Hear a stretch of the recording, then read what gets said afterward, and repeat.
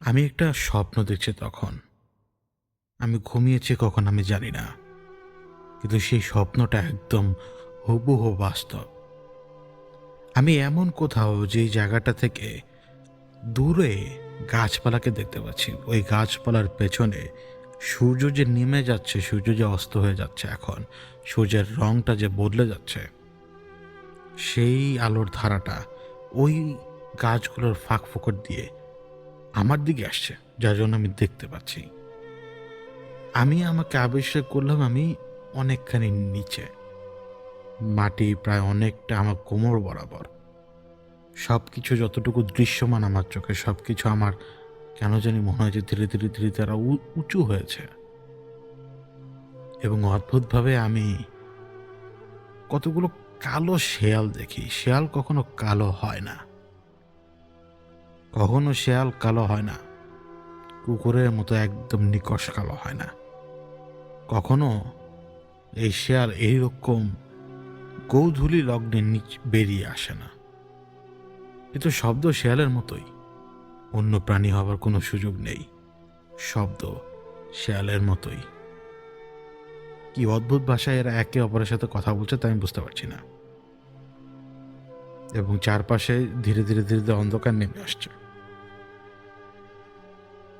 আমি যে জায়গায় দাঁড়ানো, ওই জায়গা থেকে আকাশের দিকে তাকালে তখন গাছপালা মনে হচ্ছে যেন রুগ্ন।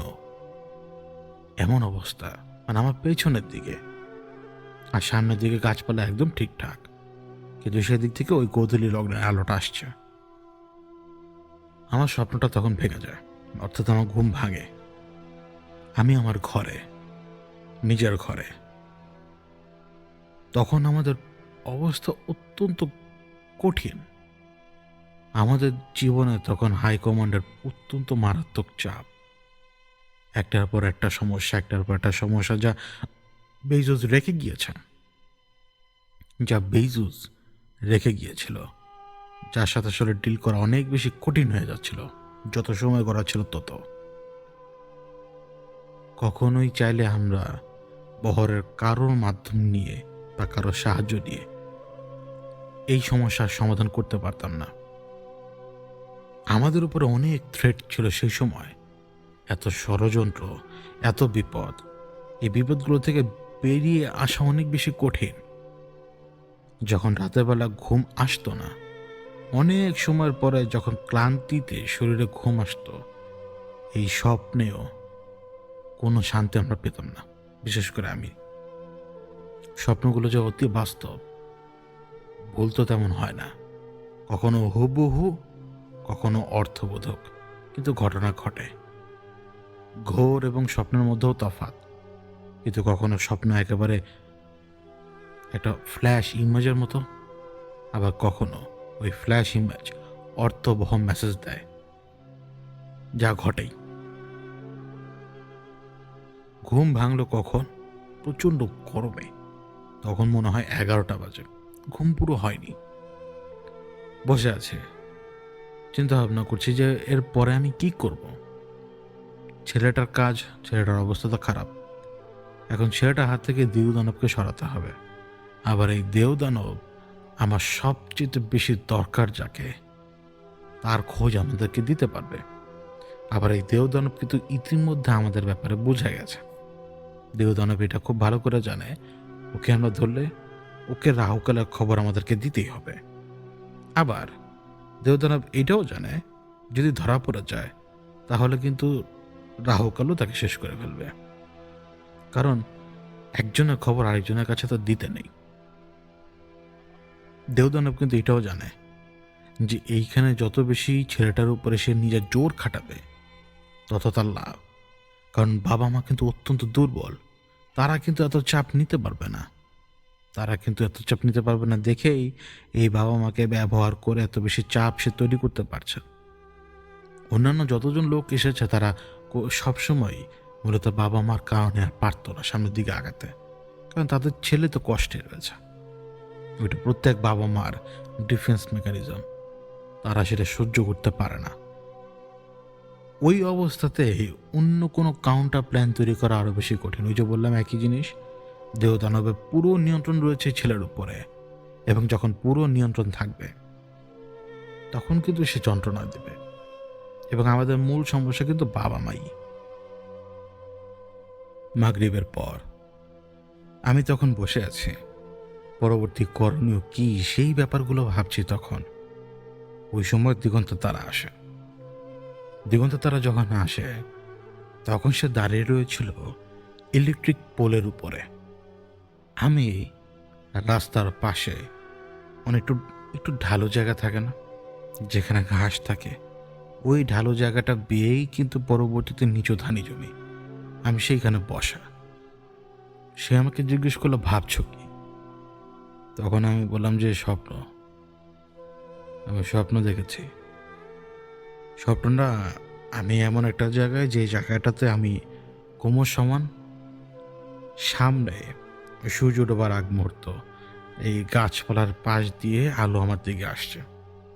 পেছনে আবার গাছপালার অবস্থা অনেক খারাপ, মনে হয় যেন শীতের সময় কোনো পাতা নেই, আকাশটা জানি কেমন লাগে দেখতে। আর কালো শিয়াল। যেই সময় আমি বললাম যে কালো শিয়াল, তখন দিগন্ত তারা আমাকে বলল, তাহলে তুমি রাহুকালকে দেখেছ? আমি বললাম, হ্যাঁ, আমার তো এটাই মনে হয়। কালো শিয়াল তো দেখার কথা না, শিয়াল কি কখনো কালো হয়? দিগন্ত তারা বলল, রেয়ারলি দুই একটা জায়গায় কিছু ঘটনা ঘটে, কিন্তু পুরোপুরি কালো হয় না। আমি বললাম, এখন এই দেহদানবকে ধরা দরকার। দিগন্ত তারা তখন আমাকে বলল, আবার এমনও তো হতে পারে যে স্বপ্নটা দেখেছো তুমি, ওটা ওই দেহদানবের পেছনে গিয়েছো দেখে। তুমি তো অনেক দূর যেতে পারো, আর কি দেখেছ? বললাম, আমি কিছু দেখি নাই, এটুকুই। কারণ এতটুকুই মনে আছে আমার, বাড়তি কোনো অংশ আমার আর এখন মনে নেই। আর এই দেহদানব, দেখো, ও মুর্দার সাথেই থাকে। ও মুর্দার সাথে থাকে দেখেই ওই যে দাদার বাবা বা কিছু একটা, ওই লোকটা, সে ওইভাবেই কিন্তু নিজের ওই বিবিকে খবর দিয়েছিল এবং ওর সাথে কিন্তু বেঁধে দিয়েছিল। ও কিন্তু মুর্দার সাথে থাকে। দেখো ওই পাখিগুলোর কি অবস্থা করেছিল। এগুলো কিন্তু রিপ্রেজেন্ট করে যে ও কোনো মুর্দার সাথে আছে, বিশেষ করে কোনো কবরে, কোনো না কোনো কবরে। দিগন্ত তারা আমাকে বলল, সারা বিশ্বে এরকম এত জায়গা, কে কোথায় লুকিয়ে আছে তাকে কিভাবে বের করবো বলো? তো অনেক বেশি কঠিন, খড়ের গাদা একটা সুই খুঁজার মতো। আমি ওদিকে তাকিয়ে বললাম, তুমি আছো কেন তাহলে? তখন দিগন্ত তারা আমার ইশারাটা বুঝতে পারল, অর্থাৎ দেহদানবকে ঘাড়ানো দরকার। কিন্তু প্ল্যান কি? কারণ দেহদানব আগে থেকে খুব ভালো করে জেনে গেছে সব, যে আমার ইচ্ছা কি, আমার ইচ্ছাটা কি। তো সে সেভাবে তৈরি থাকবে অতি স্বাভাবিকভাবেই। তারপরও একদম কাউকে না জানিয়ে ওই দিন রাত 11টায় ওই বাসায় আমি উপস্থিত হই। ছেলে তখনও ঠিক, ছেলের ভেতরে দেহদানব আসেনি। হ্যাঁ, এসেছে, একটু ঝামেলা করেছে, চলে গেছে। এবং আমি ওনাদেরকে এটাও বললাম যে আমাকে আপনার ছেলের রুমে নিয়ে যাবেন। ওনারা আমাকে ছেলের রুমে নিয়ে গেল ঠিকই, কিন্তু ওনাদের চেহারা রীতিমতো বদলে গেছে। আগে থেকে বলেছে তারা মানসিকভাবে দুর্বল, তারা ছেলের কন্ডিশনটা সহ্য করতে পারে না। কিন্তু আমি কিন্তু এখনও তাদের কাছে আননোন একজন পার্সন, এবং এটা তাদের জন্য শঙ্কা। কারণ আমার দ্বারা তাদের ক্ষতি হতে পারে এবং তাদের ছেলেরও ক্ষতি হতে পারে। তাদের চেহারা আমি স্পষ্টভাবে সেই লক্ষণটা দেখতে পাচ্ছি। কিন্তু আমি তাদেরকে বললাম, আপনারা চাইলে বাইরে থেকে লোক নিয়ে আসতে পারেন, কোনো অসুবিধা নেই। নিচে দাঁড়ানো আছে, সেখান থেকেও লোক নিয়ে আসতে পারেন, তাকে এনে রাখতে পারেন, কোনো অসুবিধা নেই। কিন্তু আপনার ছেলের ভালোর জন্য আমাকে একা ছেড়ে দিন এখন। এবং আমি নিজে থেকে আমার নিজের ফোন ওনার হাতে হ্যান্ড ওভার করে দিই ইচ্ছা করেই, যাতে ট্রাস্টটা তার বিল্ড আপ হয়। এবং আমি তাকে বলি যে আমাকে একটা ছোট তালা দেন। এখন তালা পেতে দেরি হওয়ার কারণে আমি শুধুমাত্র ছিটকিনিটা কোনো রকম লাগিয়ে দিই, যাতে গেটটা বন্ধ হলেও ওই অতটুকুই বন্ধ হবে যতটুকু ওই ছিটকিনিটার কারণে আটকানো থাকবে। ঘর অন্ধকার, ছেলে তখন কিন্তু ঘুমে। এই এত কথা হয়ে গেল ওর পাশাপাশি, ও কিন্তু জাগেনি এক মুহূর্তের জন্য। অন্ধকারের ভেতরে আমি ইশারা করলাম দিগন্ত তারাকে। দিগন্ত তারা কিন্তু মুহূর্তের ভিতরে ওই ঘরে ঢুকে ছেলের বুকের উপর দাঁড়িয়ে গেছে। ছেলে কিন্তু পাশ হয়েছিল, প্রথমে ওকে ধাক্কা দিয়ে আমি সরিয়ে দিয়েছি, তারপরে কিন্তু দিগন্ত তারাও বুকের উপরে দাঁড়িয়ে গেছে। ওই মুহূর্তে ও তখন কি দেখছে আমি জানি না, স্বাভাবিকভাবেই তার কন্ডিশন আমি জানি না, কিন্তু দিগন্ত তারা ওর বুকে, একটা মানুষের বুকে যদি আপনি সশক্তি ব্যবহার করে লাথি মারতে থাকেন, অর্থাৎ ওই লাথি না, দুই পা তার উপরে রেখে সে পা দিয়ে যদি স্টম্প করেন তার বুকের উপরে, তার হাড়গুলো ভেঙে একদম গুঁড়ো হয়ে যাবে। ওইভাবে স্টম্প করছে দিগন্তের তারা। এবং ওই অন্ধকারেও আমি একই সাথে দুইজনকে লাফাতে দেখছি। যখন ওই যে স্টম্প করছে, প্রত্যেকটা লাথিতে যেমন ছেলেটা একটু উপরের দিকে উঠে আসছে লাথিটা খেয়ে, ওর মাথার একটু উঠছে, ওই একই সময় আরেকটা কালো ছায়া, অর্থাৎ সেই দেহদানব, ওরা এক্সপেক্টই করেনি যে আমরা ওই জায়গায় ওই সময় থাকবো। এটা ছিল প্ল্যান, যে অতর্কিত হামলা করে এমন একটা কন্ডিশন তৈরি করে ফেলা, যে কন্ডিশনে দেহদানব যেতে বাধ্য হয় নিজের হাইড আউট কোথায় সেটা বলার জন্য। কারণ এই ছেলের শরীরের উপরে থাকা অবস্থায় দেহদানবের কাছ থেকে ইনফরমেশন পাওয়া কঠিন, এবং যেহেতু ইনফরমেশন পাওয়া কঠিন এবং ছেলের ক্ষতি হওয়ার সম্ভাবনা অনেক বেশি, তখন ওর কাছ থেকে ওর হাইড আউট যদি একবার জেনে নেওয়া যায়, তাহলে ও যেখানে লুকোয় ওইখানে ওকে ধরে তারপরে ওর কাছ থেকে ইনফরমেশন নেওয়া সহজ। তো দিগন্ত তারা যখন প্রত্যেকটা স্টম্প করছে, বিশ্বাস করুন, একটা মানুষ যদি আসলে স্টম্প করতো ততক্ষণ মরে যেত, কিন্তু মরেনি। ওই দেহদানবকেও এত পরিমাণ কষ্ট দিয়েছে যে কষ্টটা দেহদানব আর নিতে পারেনি দেখে ওই পায়ের পাশ দিয়ে, ছেলেটার পায়ের পাশ দিয়ে দেহদানবের ছায়াটা একেবারে সাই করে, মিসাইল যেরকম বের হয়ে যায় সাই করে বের হয়ে গেল। যাওয়ার সময় দেয়ালে যেটা বাড়ি খেয়েছে ধোঁয়াটা, ওটা পর্যন্ত আমি দেখেছি। ওই ওয়ালে যে শব্দ হয়েছে দুম করে, ওইটা পর্যন্ত আমি নিজে শুনেছি, বাকি লোকেরাও শুনেছে। তারপরে অন্য দিক দিয়ে ডাইভার্ট করে জানালা দিয়ে বেরিয়ে যায় সে।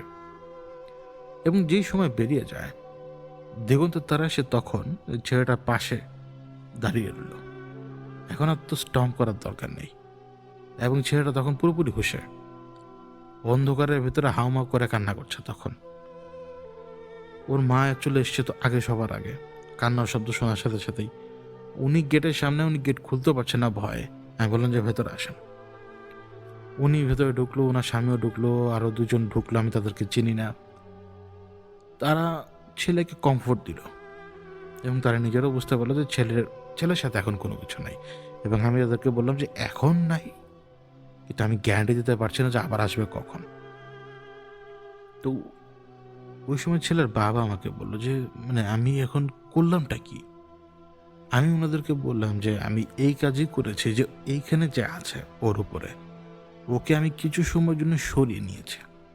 এখন আমি চেষ্টা করব ও কোথায় আছে ওর সেই খোঁজ নিয়ে একটা ব্যবস্থা নেওয়ার। যদি আমরা ব্যবস্থা নিতে পারি তাহলে আপনার ছেলের কাছে সে আর আসবে না, বাকিটা আল্লাহর হাতে।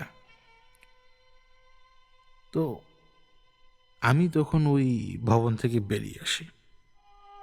ভবন থেকে বেরিয়ে আসার পর আমি তো জানি দিগন্ত তারা ধারণার পরও কিছুটা অপেক্ষা করেছে, যাতে ওই দেহদানব একটা নির্দিষ্ট পরিমাণ দূরত্ব অতিক্রম করে, যাতে সে বুঝতে না পারে যে দিগন্ত তারা তার পিছু নিয়েছে। এবং সবচাইতে কঠিন খবর যেটা, তা হলো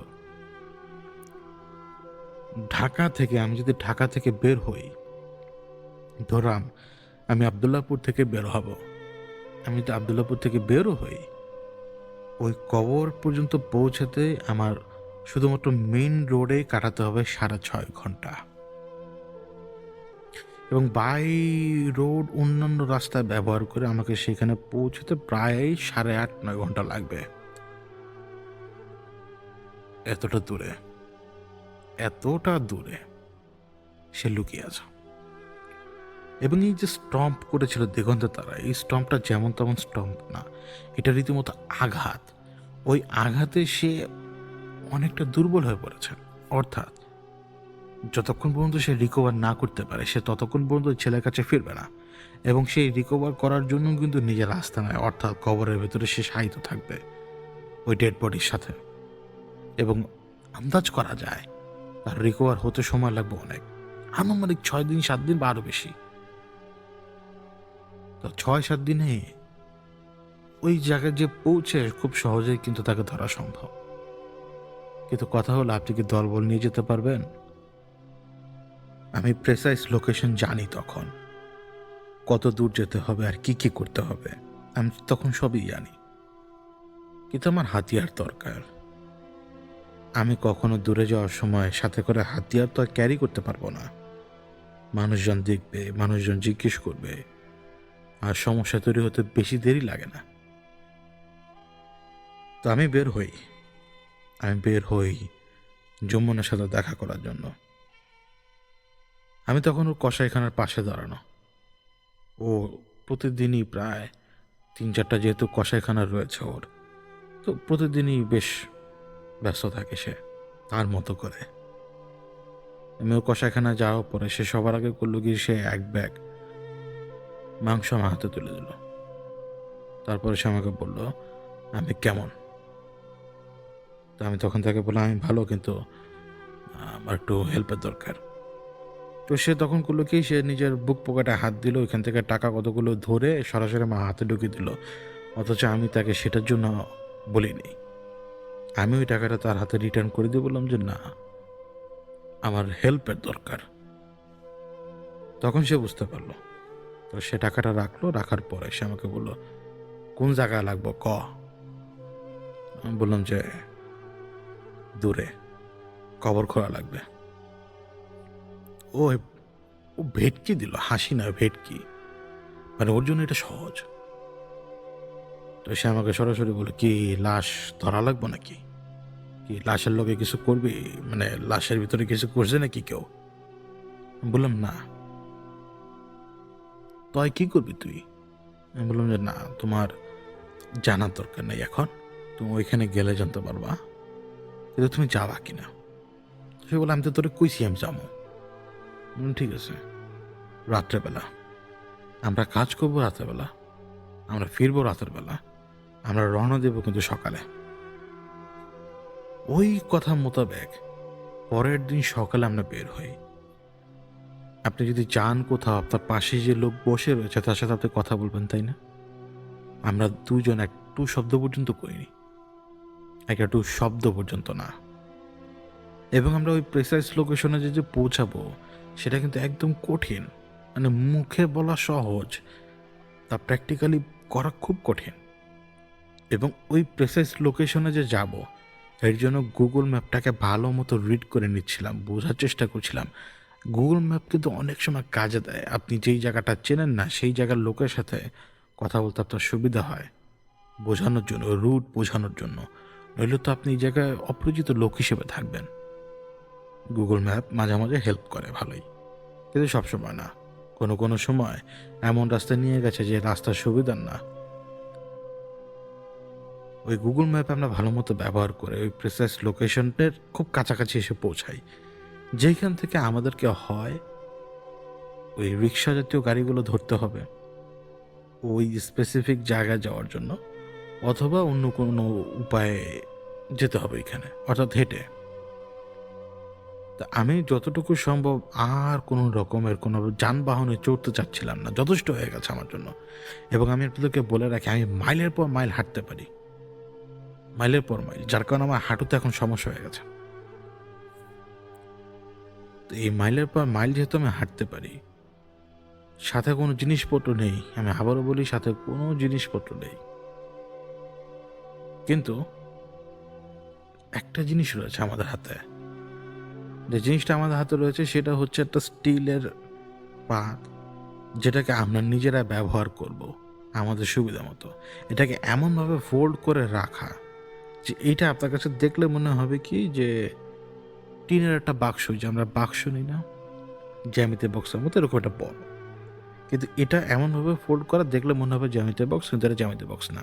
এটা আমি ওকে বলেছিলাম যে আমি যখন ওর সাথে দেখা করি তখন বলেছিলাম যে আমার কি জিনিসটা দরকার, কারণ রাস্তায় তো আমরা হাতিয়ার নিয়ে ঘোরাফেরা করতে পারবো না। তো ওটা এখন যখন ফোল্ডটা খুলে ফেলা হবে, ফোল্ড খুলে ফেলার পরে ওইটা পুরো দুরস্তর, কিন্তু আপনাকে হাত দিয়ে করতে হবে, আপনি কোপ মারতে পারবেন না মাটিতে। মাটিতে কোপ মারার মতো ওই যন্ত্রণা, ওইটা অনেকটা আপনি মাটি কাটবেন। শুধু এটা ইলেকট্রিক নয়, বোঝাতে পারলাম কিনা আমি জানি না। তো এখন আমি এই জন্য ওই যন্ত্রটা তৈরি করেছি আমার মতো করে, কারণ হচ্ছে যে আমি মাটি কোপাতে পারি না, আমার হাতে সমস্যা আছে। আর আমার ধারণা ছিল না যে সে রাজি হবে, মনে হয়েছে হতে পারে না হতে পারে, এই জন্য এটা তৈরি করা ওইভাবে। তো এখন যখন এটাকে ফোল্ড করা থেকে খুলে ফেলবো, এটা রীতিমতো ধারালো একটা মাটি কাটার মতো, বা ঘষে জাস্ট আপনি যদি মাটি টান দেন অনেকখানি মাটি কেটে যাবে, বাকিটা আপনার হাতের আঙ্গুলের উপরে। এবং ওটা আপনি একটু বাঁকা করে ব্যবহার করতে পারবেন মাটি কাটার জন্য। আমরা হেঁটে যাচ্ছি না, হাঁটার রাস্তাটা আমি আপনাদেরকে বলে বোঝাতে পারবো না। যার কখনো ফাঁকা পড়ছে, কখনো খাল পড়ছে, কিন্তু ধীরে ধীরে ধীরে ধীরে জায়গাটা উঁচু হচ্ছে। আপনি যখন উপরের দিকে উঠতে থাকবেন আপনি সেটা টের পাবেন। আপনি সমতল মাটিতে হাঁটলেও উচ্চতা যখন একটু একটু করে বাড়তে থাকে সেটা টের পাওয়া যায়। এবং ওই প্রেসাইজ লোকেশনে যখন আমরা হচ্ছে পৌঁছালাম, তখন আসলেই গোধূলির সময়। এই গোধূলির সময় যখন আমি সেখানে যে পৌঁছাই এবং যেই জায়গাটা ছিল, ওই জায়গাটা দেখার পর না আমি একেবারে শতভাগ কনফার্ম আমি স্বপ্নে এই জায়গা দেখেছি। এবং আপনাদেরকে আমি বলি, এটা সম্ভবত কখনো হয়তো পুকুর ছিল বা পুকুরের জন্য কাটা হয়েছিল, অথবা এটা বিশাল বড় ডোবা যেটার আয়তনটা পুকুরের মতো। এটার মাঝখানে যদি দাঁড়াই আমি, তো আমার হাইট হয়ে যাবে অনেকটা হাঁটু সম পরিমাণ, মানে মানে হাঁটু সম পরিমাণ হবে। মানে এটা গভীরতা মাটি থেকে, নর্মাল মাটির সাইজ থেকে মধ্যখানে হাঁটু সমান গভীরতা। এবং আমি যখন ওই দিকে তাকালাম, ওই যে সূর্যের আলো যে দিক থেকে আসছে, তখন পর্যন্ত কিন্তু গোধূলির সময় ছুঁই ছুঁই ছুঁই ছুঁই এরকম অবস্থা। ঠিক ওই সময়ে আমি স্পষ্ট বুঝতে পারলাম যে এটা সেই জায়গা। কিন্তু যখন পেছনের দিকে ঘুরে তাকালাম, পেছনের গাছগুলো কিন্তু একদম ঠিকঠাক। স্বপ্নে কিন্তু আমি দেখেছি যে পেছনের গাছগুলো একেবারে শীতকালের মতো। এবার যখন আমি সামনের দিকে তাকালাম, তখন পর্যন্ত কিন্তু আমার নজরে কোনো কিছু আসেনি। এবং আমি বুঝতে পারলাম যে এটা সেই জায়গা। এবং আমি বোঝার চাইতেও সবচেয়ে বড় ব্যাপার হচ্ছে জুম্মন সেটা বোঝা গেছে। কারণ ও ও দৌড়ে আসলো পেছনের দিক থেকে, ও এসে ও শুয়ে পড়লো।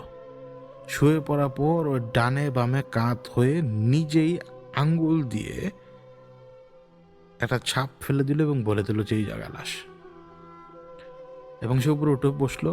বসার পরে আমি বললাম যে তুই কি লাশ ভেতরে দেখতে পাস? আপনি জিজ্ঞেস করতে পারেন যে আপনি থেকে তুমিতে কেন, আর তুমি থেকে তুইতে কেন? কারণ আমরা স্পেস বুঝে কথা বলি। এখনও সাথে আপনি বলে কথা বলে লাভ নেই। যখন আমি বললাম যে তুই দেখতে পাস কিনা, ও বললো হ্যাঁ আমি তো দেখ, এই যে সব কিছু এই জায়গায়, কিন্তু ভিতরে না কিছু একটা আছে রে, ভিতরে জিন্দা কিছু একটা আছে। আমি বললাম জিন্দা কিছু আছে তো আমি জানি, কাটতে পারবি? আমি এটা বলার পর আমার দিকে তাকালো, তারপরে সে ওই টিনটাকে ফোল্ড করলো, ফোল্ডটা খুললো আর কি। এরপরে সে নিজে নিজে কাটতে শুরু করে দিয়েছে। যখন সে মাটি কাটায় ব্যস্ত, ওই সময় আমি আমার চোখ বন্ধ করলাম। আমি চারপাশকে অনুভব করার চেষ্টা করলাম, কারণ চোখ খোলা রেখে যতটুকু দেখতে পাবো চোখ বন্ধ রেখে তার চাইতে বেশিও দেখতে পারি, আবার তার চাইতে বেশি অনুভবও করতে পারি। আমি তাই করছিলাম। চারপাশের যে শব্দ, ওই প্রকৃতির যে শব্দ, এই শব্দগুলোর মাঝে আমি এমন শব্দ খুঁজছি যে শব্দগুলো কোনো প্রাকৃতিক শব্দ না। এই শব্দগুলো কেমন এমন এক জীবের, যে জীব মানুষও না, কোনো প্রাণীও না, যাদের খোঁজে আমরা এখানে। মিনিট খানেকের ভেতরে নিজের সমস্ত শক্তি দিয়ে হয়রান হয়ে যাওয়ার আগ পর্যন্ত প্রায় এক হাতের মতো একটা মোটামুটি র্যাম্প কোনাকুনি চারকোনা র্যাম্প শেপের একটা খাঁজ সে করে ফেলেছে, এবং এরপরে সে হাপুস ভাবে নিঃশ্বাস নিচ্ছে শুধুমাত্র, মানে নিজের শক্তি যতটুকু পেরেছে ততটুকু কাজে লাগিয়েছে। ওই অবস্থায় সে যখন হাপুস করে করে সে নিঃশ্বাস নিচ্ছে, তখন আমি আমার চোখ খুলে ফেললাম, কারণ কনসেন্ট্রেশন ধরে রাখতে পারছি না। কাজ তখন করতে হবে। এদিকে বারবার ওদিকে আমি তাকাচ্ছি যে গোধূলির সময়টা ঘনে আসলো কিনা। হ্যাঁ, হয়েছে, কিন্তু ঘনিয়ে এসছে। সূর্য ডুবে যাবে কিছুক্ষণের ভেতরে। হালকা হালকা সূর্যের আলোটা দেখা যায় স্পষ্ট, এবং সূর্যের এক অংশও দেখা যায়, কিন্তু এখন পর্যন্ত কালো শিয়াল আমি দেখিনি। তখন আমি মাটি খুঁড়ছি। আমার এবং জুম্মনের মধ্যে একটা তফাৎ। কিছু কাজে আমি অনেক আনাড়ি, আর কিছু কাজে সে অনেক আনাড়ি। মাটি খোঁড়াতেও আমি অনেক আনাড়ি। আমি 2 মিনিটের মাথায় যখন উপর হয়ে কাজ আর করতে পারছিলাম না, সোজা হয়ে দাঁড়াবার পর আমি ঠিক হুবহু দেখলাম যে একটা কালো শিয়াল, একটা কুচকুচে কালো শিয়াল, মনে হলো যেন উল্ফ, কিন্তু উল্ফ নয়, এটা শিয়াল, এবং এর পেছনে আরো কয়েকজন। সাথে সাথে একেবারে হুবহু স্বপ্নে সেই সিনারিওটা মিলে গেল আমার, এবং আমি এটা মিলে যাওয়া মাত্রই আমি পেছনের দিকে তাকালাম, কারণ পেছনের গাছগুলো আমার দেখার দরকার। কিন্তু পেছনের গাছগুলো তখনও সেই আগের মতো একদম সজীব, স্বপ্নের মতো, সেই একদম শীতকালের মতো না, এবং রুগ্ন না। আমি যখন আবার সেদিকে তাকালাম, ওরা সেখান থেকে চলে গেছে, কিন্তু একজন তখনও সেখানে দাঁড়ানো। আমি তার দিকে তাকিয়ে আছি। আমি বুঝতে পারছি সে কে। আমি বুঝতে পারছি যে সে রাহুকালেরই লোক, হয়তো তার সবচেয়ে কাছের কেউ, হয়তো তার রাইট হ্যান্ড, হয়তো বা তার লেফট হ্যান্ড, হয়তো বা তার ওজির, হয়তো বা তার মন্ত্রী, হতে পারে। তার দিকে আমি তাকিয়ে রয়েছি। আমাদের নিচে, মাটির নিচে মৃত একটা লাশ রয়েছে। আমি জানি না কি অবস্থা তাকে পাবো, কিন্তু তার সাথে রয়েছে জীবন্ত একজন। প্রশ্ন হতে পারে, মাটি খুঁড়ছি, সেই সত্তা কেন টের পাচ্ছে না যে তাকে ধরার জন্য রেখে নিয়ে এসছি? কারণ সেই সত্তা আহত, এবং সে এমন এক ঘুমে, যেই ঘুম তখনই তার ভাঙবে যখন ওই কবরের যে স্পেসটা, যেই স্পেসটা এই মুহূর্তে আমরা খোঁজার চেষ্টা করছি, ওই স্পেসে যেই মুহূর্তেই বা যখনই দুনিয়ার বাতাসটা ঢুকে যাবে, অর্থাৎ দুনিয়া মানে এক ফোঁটা গর্ত যখন খুঁড়ে ঠিক ওই জায়গায় আমরা পৌঁছে যাব, তখনই তার ঘুম ভাঙবে, এর আগে না। কারণ সে এখন এমন ঘুমে, যে ঘুমে সে নিজেকে সুস্থ করে তোলার চেষ্টা করছে। এদিকে কিন্তু অন্ধকার নেমে গেছে, উপরে আকাশ। এদিকে আমি যতটুকু পারছি চেষ্টা করে যাচ্ছি, কিন্তু ওই একটানা কাজ করে কিন্তু জুম্মন ক্লান্ত হয়ে গেছে।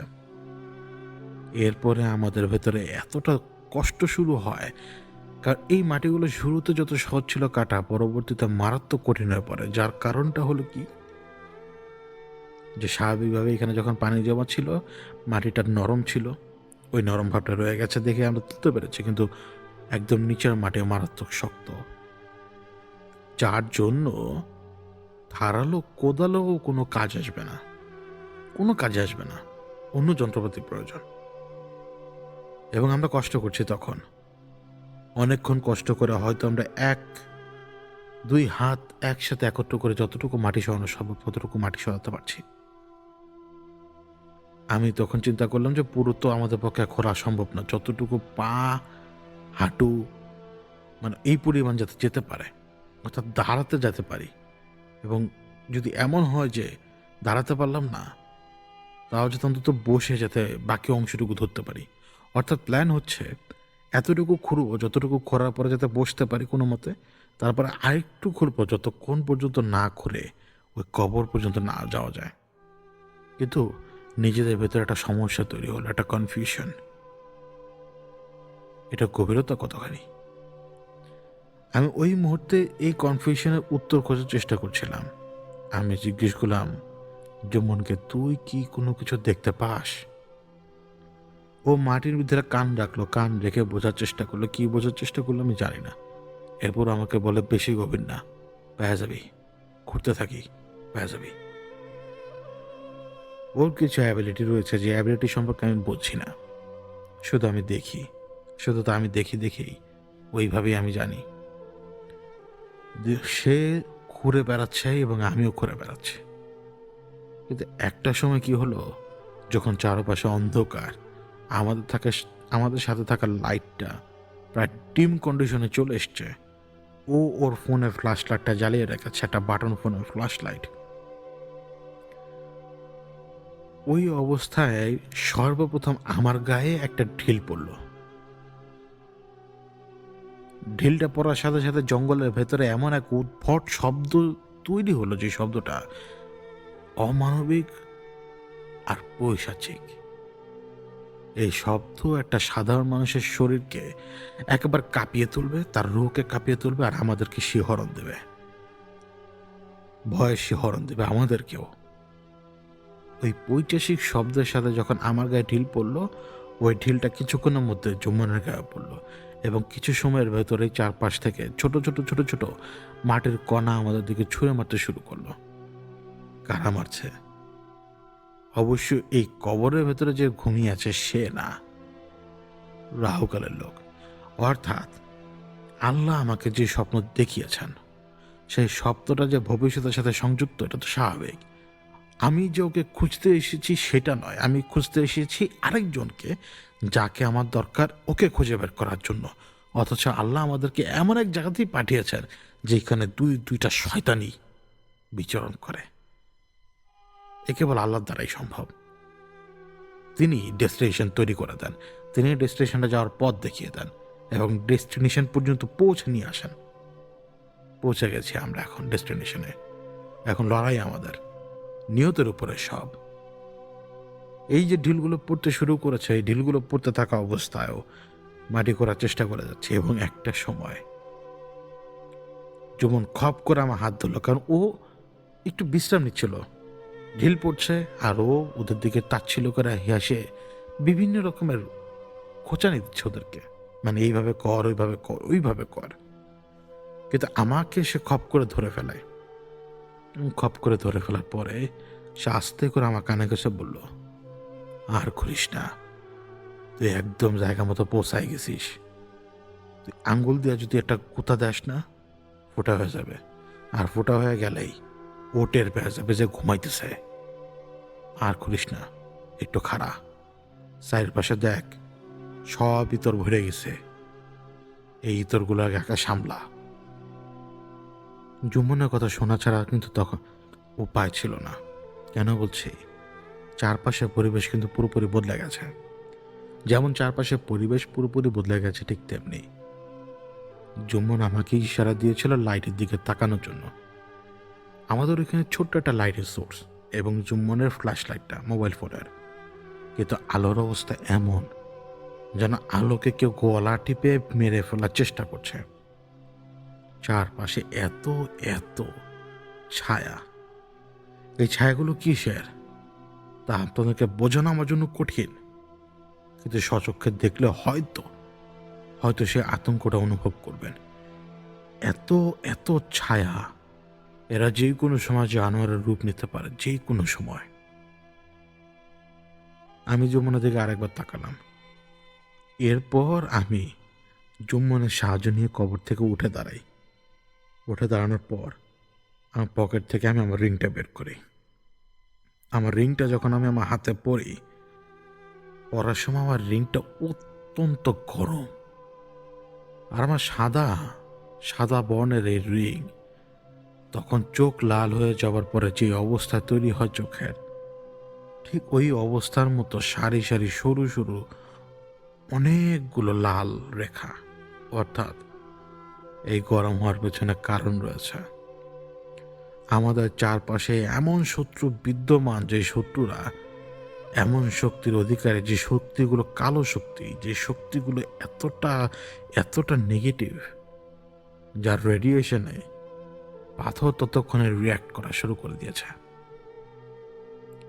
এই পাথর যখন মানুষের হাতে থাকে তখন এই পাথর তার রিয়াকশনের ক্ষমতাকে 1% ব্যবহার করে, বা 1% পর্যন্ত রেডিয়েট করতে পারে। কিন্তু মূলত এই পাথর ব্যবহার করত এল্ডার। যখন কোনো এন্টিটির হাতে এই পাথর চলে যাবে, সেই সময় সেই এন্টিটি এই পাথরের পুরো 100% রেডিয়েশন ব্যবহার করতে পারবে। কিন্তু আমার হাতে তার রেডিয়েশনের কেবল 1% ব্যবহার করার যোগ্য। আমি রিংটা হাতে ধরে যখন লা হাওলা ওয়ালা কুওয়াতা বললাম, আস্তে করে, শুধুমাত্র আস্তে করে, ছায়াগুলো 2টা স্টেপ পেছনে নিয়েছে। এবং যখন 2টা স্টেপ পেছনে নিয়েছে একসাথে, মসজিদে যখন আমরা সেজদা দিতে গেলে যেরকম শব্দ হয়, ঠিক ওরকম শব্দ হলো, কিন্তু মার্চিংয়ের মতো একসাথে কয়েকশো পা 2 কদম পিছিয়ে গেছে একই সময়। ওদিকে হ্যাঁ হ্যাঁ করে একটা হাসি শব্দ আসে আমার পায়ের কাছ থেকে। জুম্মন পজেসড হয়ে গেছে। এই সময়টুকুর ভেতরে যে সে কখন আঙ্গুল ঢুকিয়ে দিয়েছিল তা আমি জানতাম না। ওই দেও দানব সে জেগে গেছে, এবং সে জেগে যেয়েই একেবারে সজা জুম্মনকে ধরে ফেলেছে। ওই হি হি হি হি করছে সে তখন। তো আমি যখন তার দিকে তাকাই, আমার জুম্মনের মাথাটা এক হিসেবে আমার হাঁটুর কাছে তখন, এবং চাইলে সে আমার হাঁটুর মধ্যে বিষম একটা কামড় মারতে পারে। ওর চেহারাটা কেমন জানি ফুলে গেছে তখন মুহূর্তের ভেতরে। যখন চেহারার ভিতরে পানি চলে আসে অতিরিক্ত মাত্রায়, যেভাবে ফুলে যাবে ঠিক ওই রকম চোখগুলো কেমন জানি হয়ে গেছে মুহূর্তেই। হে হে হে হে হে এরকম করছে সে তখন। আমি আমার পাটা সেখান থেকে সরিয়ে নিলাম সবার আগে। ও তখন একেবারে পজেসড কন্ডিশনে, কিন্তু তারপরও ও যে লড়ছে ওই পজেসড অবস্থায়, নিজের নিয়ন্ত্রণ যাতে না হারায়, এই জন্য মাঝে মাঝে আমার মনে হচ্ছিল এই হাসিটা কিছুটা কখনো ওর, কখনো সেই দেবদানবের।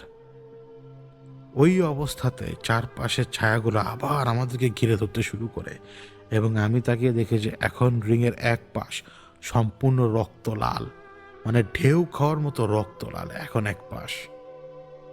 এই অবস্থায় আমি শুধু বললাম, দিগন্ত তারা, এখন তোমাকে প্রয়োজন। যেই মুহূর্তে আমি ওর নাম নিলাম, কারণ ও রয়েছে আশপাশেই চুপচাপ, ও জানে যে আমি ততক্ষণ পর্যন্ত অপেক্ষা করব যতক্ষণ পর্যন্ত আর আমার পক্ষে সম্ভব না। ওই সময় পেছনের দিক থেকে এক গাদা কুকুর এই ছায়াগুলোর উপরে হামলা করে বসে। বড় বড় কুকুর। আবার মাঝে মাঝে মনে হয় যেগুলো উলফ, সাদা উলফ, মাঝে মাঝে মনে হয় আমার এগুলো দিগন্তের তারার। এমন জায়গায় থাকে, যে জায়গা থাকে এমন জায়গায় যা মানুষের নজরে কখনোই আসবে না। মানুষ খুব কম দেখতে পায় এদেরকে। কেউ না কেউ দেখে কখনো কখনো, এক ঝলকের জন্য হলেও দেখে। এই কুকুরগুলো ধাওয়ায় যখন চারপাশের ছায়াগুলোকে কিছুটা সরানো হলো, ঠিক ওই সময় আমি একেবারে আমার হাত এবং 2 পা দিয়ে জাপটে ধরলাম জুম্মনকে। সে তখন হ্যাঁ হ্যাঁ করছে।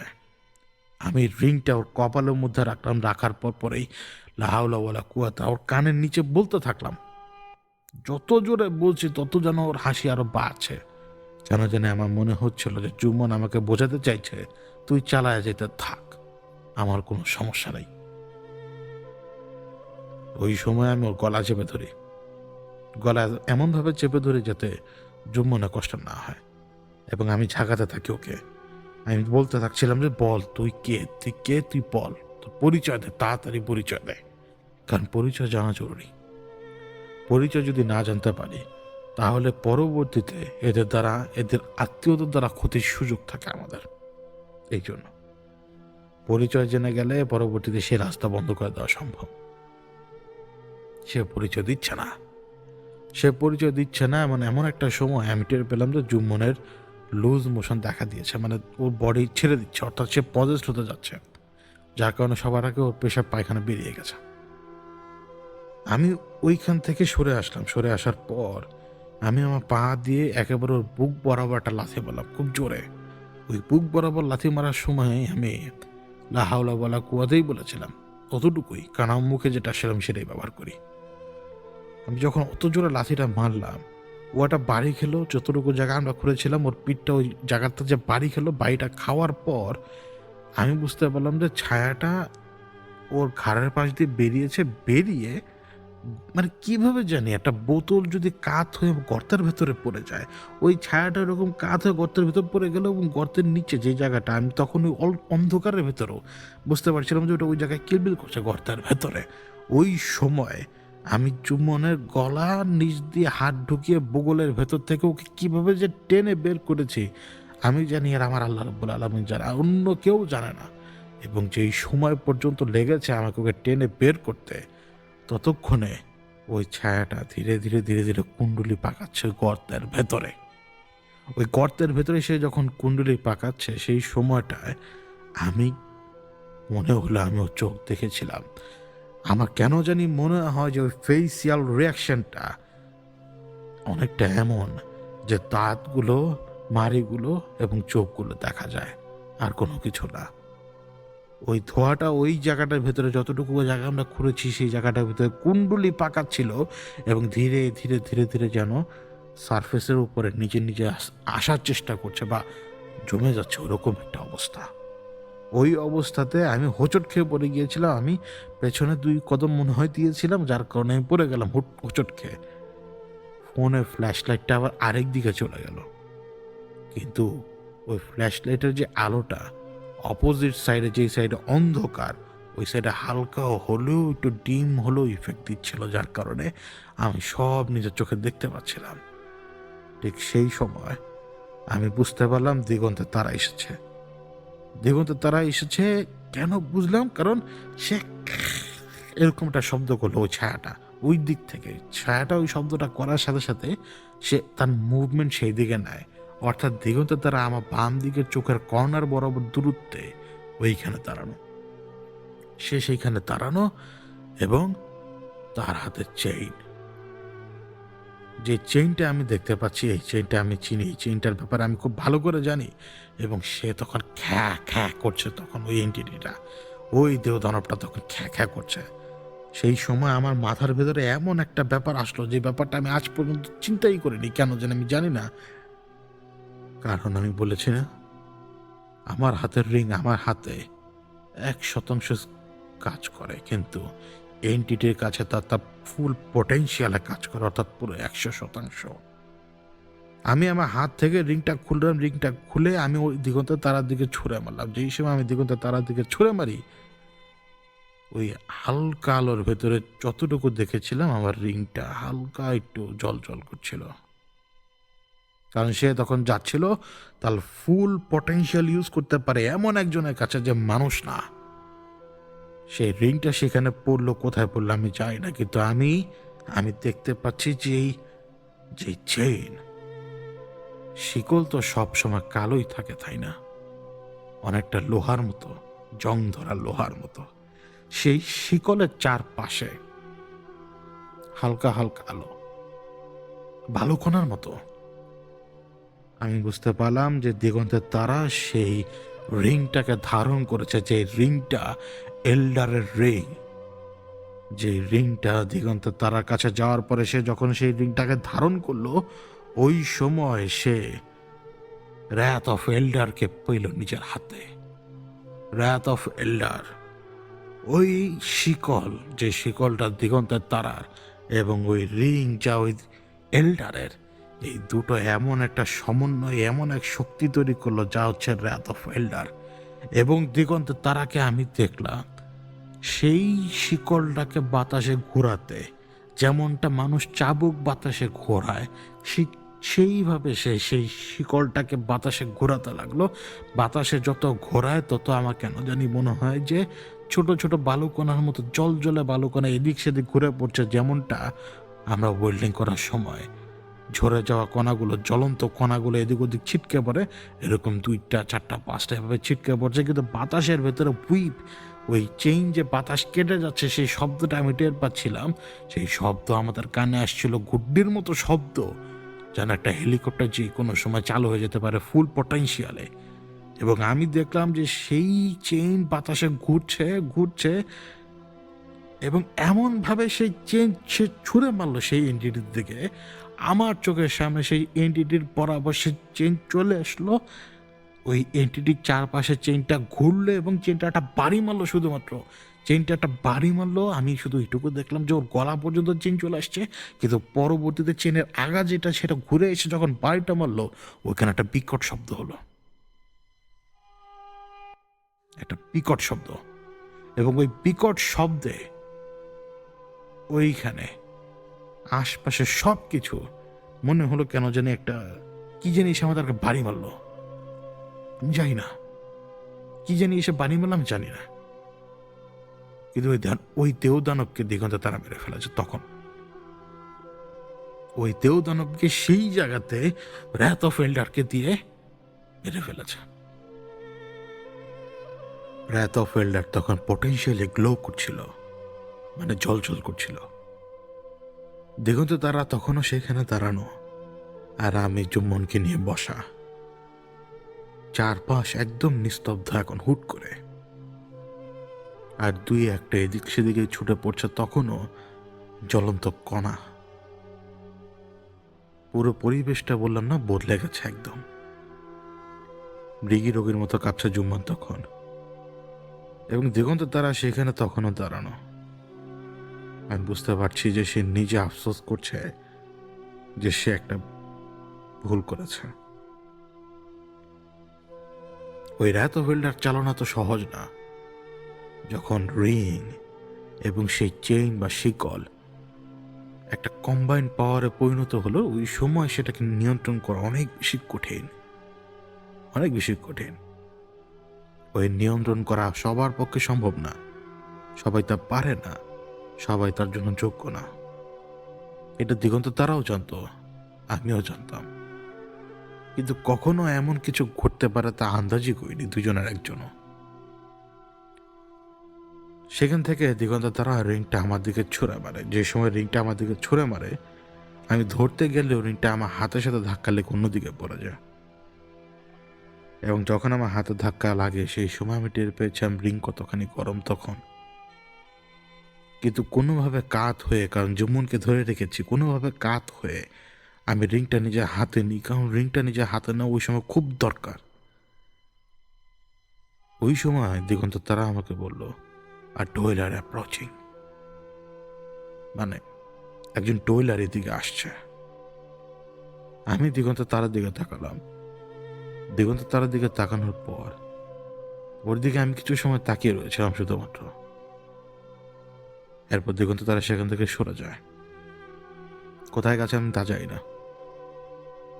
দিগন্ত তারা সেখান থেকে সরে যাওয়ার পর আমি জুমনকে একেবারে জড়িয়ে ধরে ওর কানের কাছে খুব ধীরে সুস্থে যা মাথা আসছিল তাই পড়ছিলাম, যা মাথা আসছিল শুধু সেটাই পড়ে যাচ্ছিলাম বারবার।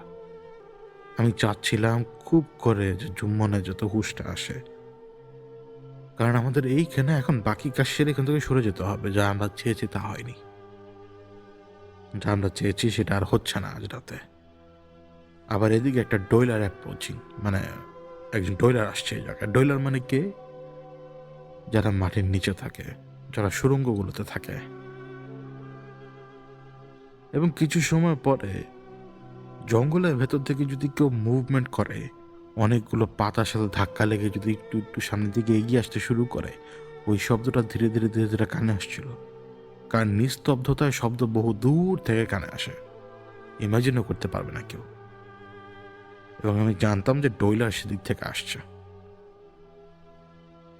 জঙ্গলের ভেতর থেকে একটা অবয়ব, যেটা ধরতে পারছি না অন্ধকারের ভেতরে, কারণ আমাদের টর্চ কোন দিকে, আমাদের ওই যে ফ্ল্যাশ লাইটওয়ালা ফোনটা কোন দিকে, তা কোনো কিছু এখন মাথায় নেই আমার।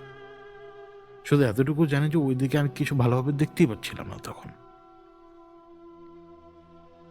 আমাদের সামনে তখন একজন দাঁড়ানো, পুরো শরীর শাল দেওয়া, মানে একটা শাল দিয়ে পুরো শরীর ঢাকা, এবং তার হাতে একটা লাঠির মতো, মানে ওই লাঠি আসলে ভর দিয়ে হাঁটার জন্যও না, কেউ নিজের সাথে রাখে হয়তো নিজের আত্মরক্ষা করার জন্য।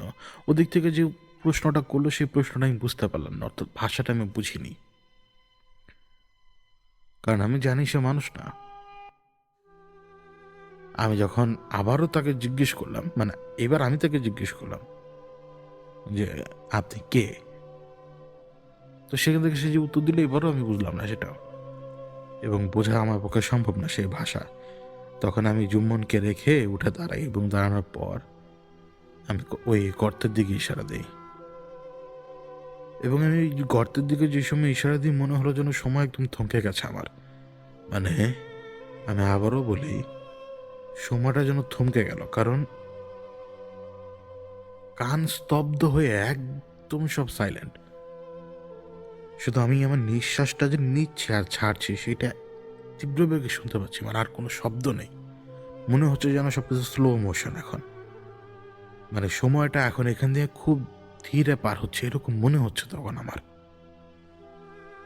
ওই গর্তের দিকে যে সময় ইশারা দিই ঠিক সেই সময় ওই ডয়লার সে আমার পাশে এসে দাঁড়ায়, এবং আমি বুঝতে পারি যে ডয়লারের কোনো না কোনো অংশ আমার ঘাড়ের উপরে, সেটা হতে পারে হাত, অথবা সেটা হতে পারে তার সেই লাঠিটা।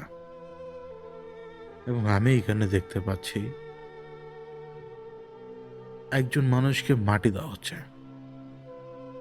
যাকে মাটি দেওয়া হচ্ছে, যারা মাটি দিচ্ছে তারা কেউ আমাদের দেশি না। তাদের চেহারা চেনা যায়, বোঝা যায় যে তারা আমাদের দেশীয় কেউ না, এবং যাকে মাটি দেওয়া হচ্ছে তাকেও চেনা যায় যে সে আমাদের দেশীয় কেউ না, ভিনদেশি কেউ। এবং যখন তাকে এখানে পুঁতে দেওয়া হচ্ছে, পুঁতে দেওয়ার সময় একসাথে কতগুলো ছোট ছোট মাটির ব্যাংকের মতো কিন্তু লম্বা লম্বা কিছু জিনিস দিয়ে দেওয়া হয়, এবং আমি স্পষ্ট সেখানে শব্দ শুনতে পাচ্ছি, মানে ওই ছোট ছোট মাটির ব্যাংক যেটা লম্বাটে, ওগুলোর ভেতরে শব্দ হচ্ছে যেন কেউ ওইখান থেকে বেরিয়ে আসার চেষ্টা করছে, ঠক ঠক ঠক ঠক ঠক ঠক, অথবা মনে হচ্ছে কিলবিলো। শব্দগুলো ডেসক্রাইব করা অনেক বেশি কঠিন আমার জন্য। ওই স্লো মোশনের ভাবটা পুরোপুরি কেটে গেছে তখন আমার। ভাবটা কেটে যাওয়ার পর আমি আগের ডয়লারের দিকে তাকাই। ডয়লার আমার চোখের সামনে, বাম দিকে। এবার সে যে কথাটা জিজ্ঞেস করলো সেটা আমি বুঝতে পারলাম। সে জিজ্ঞেস করলো, এইখানে আমরা কেন? তখন আমি তাকে ইশারা দিলাম, এবং ইশারা দিয়ে হাত দিয়েই ওই ভূতের যে একটা ছায়াছবি আমরা আঁকি না অনেক সময় ছায়াকে, ওই হাত দিয়ে ভূত আঁকিয়ে আঁকিয়ে দেখাচ্ছিলাম হাত নাড়িয়ে। তো সে আমাকে বললো, আপনি কি কথা বলতে পারেন না? আর তার মতো করে, কিন্তু এইভাবে না। তখন আমি তাকে বললাম যে এখানে আমার কাজ ছিল। তো সেইভাবে কথা বললে পরে সেটা হচ্ছে, এখানে থাকা যাবে না, চলে যাও। টোনটা এরকম, এখানে থাকা যাবে না, চলে যাও। তো সে যখন এই কথাটা বলে সরে যাচ্ছে সেই সময় সে টের পেল নিজেই, মানে এইখানে ঘটনাটা কি ঘটে গেছে, মানে তখন সে টের পেয়েছে, আগে পায়নি। কারণ তার নজর এই পাশে থাকা একটা ছোট টুকরোর উপরে পড়ে, মাটির টুকরো। ওই মাটির টুকরোর উপরে হালকা একটু কিছু একটা লেগেছিল, হয়তো সে সেটা নোটিস করেছে, আমি দেখি নাই। কিন্তু তার নজর যে মাটির টুকরোর উপরে পড়ে সেটা আমি কিভাবে বুঝলাম অন্ধকারের ভিতরে? কারণ তাকানোর ধরন দেখে। ওইখানে প্লেন মাটি চারপাশে, শুধুমাত্র আমাদের মাটিগুলো ছাড়া, এবং আমরা কয়েকটা বড় বড় মাটির চাই পর্যন্ত করেছিলাম। এবং ও যেদিকে তাকিয়ে রয়েছে ওদিকে আবছা, কিন্তু আমি স্পষ্টভাবে বুঝতে পারছি ওটা একটা বড় মাটির চাই বা টুকরো, আনুমানিক একটা ফুটবলের সমান। এবার আমার দিকে তাকালো, তারপরে সে আমাকে কি বললো শুনবেন? যাকে খুঁজতে এসছেন তাকে এখনো পান নাই, মানে তার মতো করে। আমি জানি তার ঠিকানা, আমি জানি সে কই থাকে, বদলে আমাকে কাজ করে দিতে হবে একটা। তা আমি জিজ্ঞেস করলাম কি। সে তখন আমাকে বলল, আমার কিছু লোকজন বন্দি অবস্থায় আছে, তাদেরকে মুক্ত করে দিতে হবে। তখন আমি বললাম কোথায়? বলে যে আমি জানি কোথায়, কিন্তু আমার সাথে যাওয়া লাগবে। আমার সাথে যেয়ে আমার সেই লোকগুলোকে যদি উদ্ধার করে দেয় তাহলে তাহলে সে বলে দিবে কোথায়। কিন্তু আমি আবারও বলছি, সে এইভাবে কথা বলেনি আমাদের সাথে। অনেকটা বোবা মানুষ যদি দুই একটা শব্দ উচ্চারণ করতে পারে ঠিক সেভাবে। এখন তখনও মাটির উপরে একেবারে মৃগী রোগীর মতো কন্ডিশন, কিন্তু থরথরানিটা ওর কমে এসছে তখন জুম্মনের। তখন আমি বললাম যে আমার এই লোকটাকে আগে সুস্থ করা প্রয়োজন, একে কি সুস্থ করতে পারবেন? সে এমনভাবে দাঁড়িয়ে রইল যেন সেটা পারবে না, সেই ব্যাপারে কিছু জানে না, মানে মুখ দিয়ে কোনো উত্তর দেয়নি। কোনো সময় কোনো কোনো জায়গায় কিছু কিছু ঝুঁকি নিতে হয়, না নিলেও উপায় নেই। আমি যমুনার কাছে গেলাম, ওর বুকে একটু চাপ দিলাম। আমি জানি না, মানে আমি কিছুই জানি না, মানে কি করলে ঠিক হবে সেটা জানি না, এমনিতেই চাপ দিলাম এবং ডাকতে লাগলাম। কিছু সময় খুব সারাশিভাবে ওকে ধাক্কালাম। ধাক্কানোর অনেকক্ষণ পরে মানে এরকম করে নিঃশ্বাস নিল। তো নিঃশ্বাস নেওয়ার পরে সে আমাকে এমনভাবে জাপটে ধরেছে যে ওর খামচিটা আমার গালে প্রায় লেগে গিয়েছিল। তো ও আমাকে তখন বলছিল যে, গালি দিয়ে বলছিল যে ওটা কই গেছে। তখন আমি বললাম, ওকে ছাড়াতে বুঝালাম যে ওইটা নাই। এবং চারপাশে যে অন্ধকার পরিবেশটা, ওই অন্ধকার পরিবেশটা ওর চেহারা দেখার পরে আমার নিজেরই কেমন জানি ভয় লাগছিল। কারণ আর যাই হোক, ও একটা দাগি আসামি, ওর চেহারায় সেই ভাব এখনো আছে। তো ঠিক হবার পরে ও যে টয়লারকে দেখছে সেটা আমি জানি না, মানে দেখেছে যে সেটা আমি জানি। ও ধাম করে একটা গালি দিয়ে বললো যে এটা কে।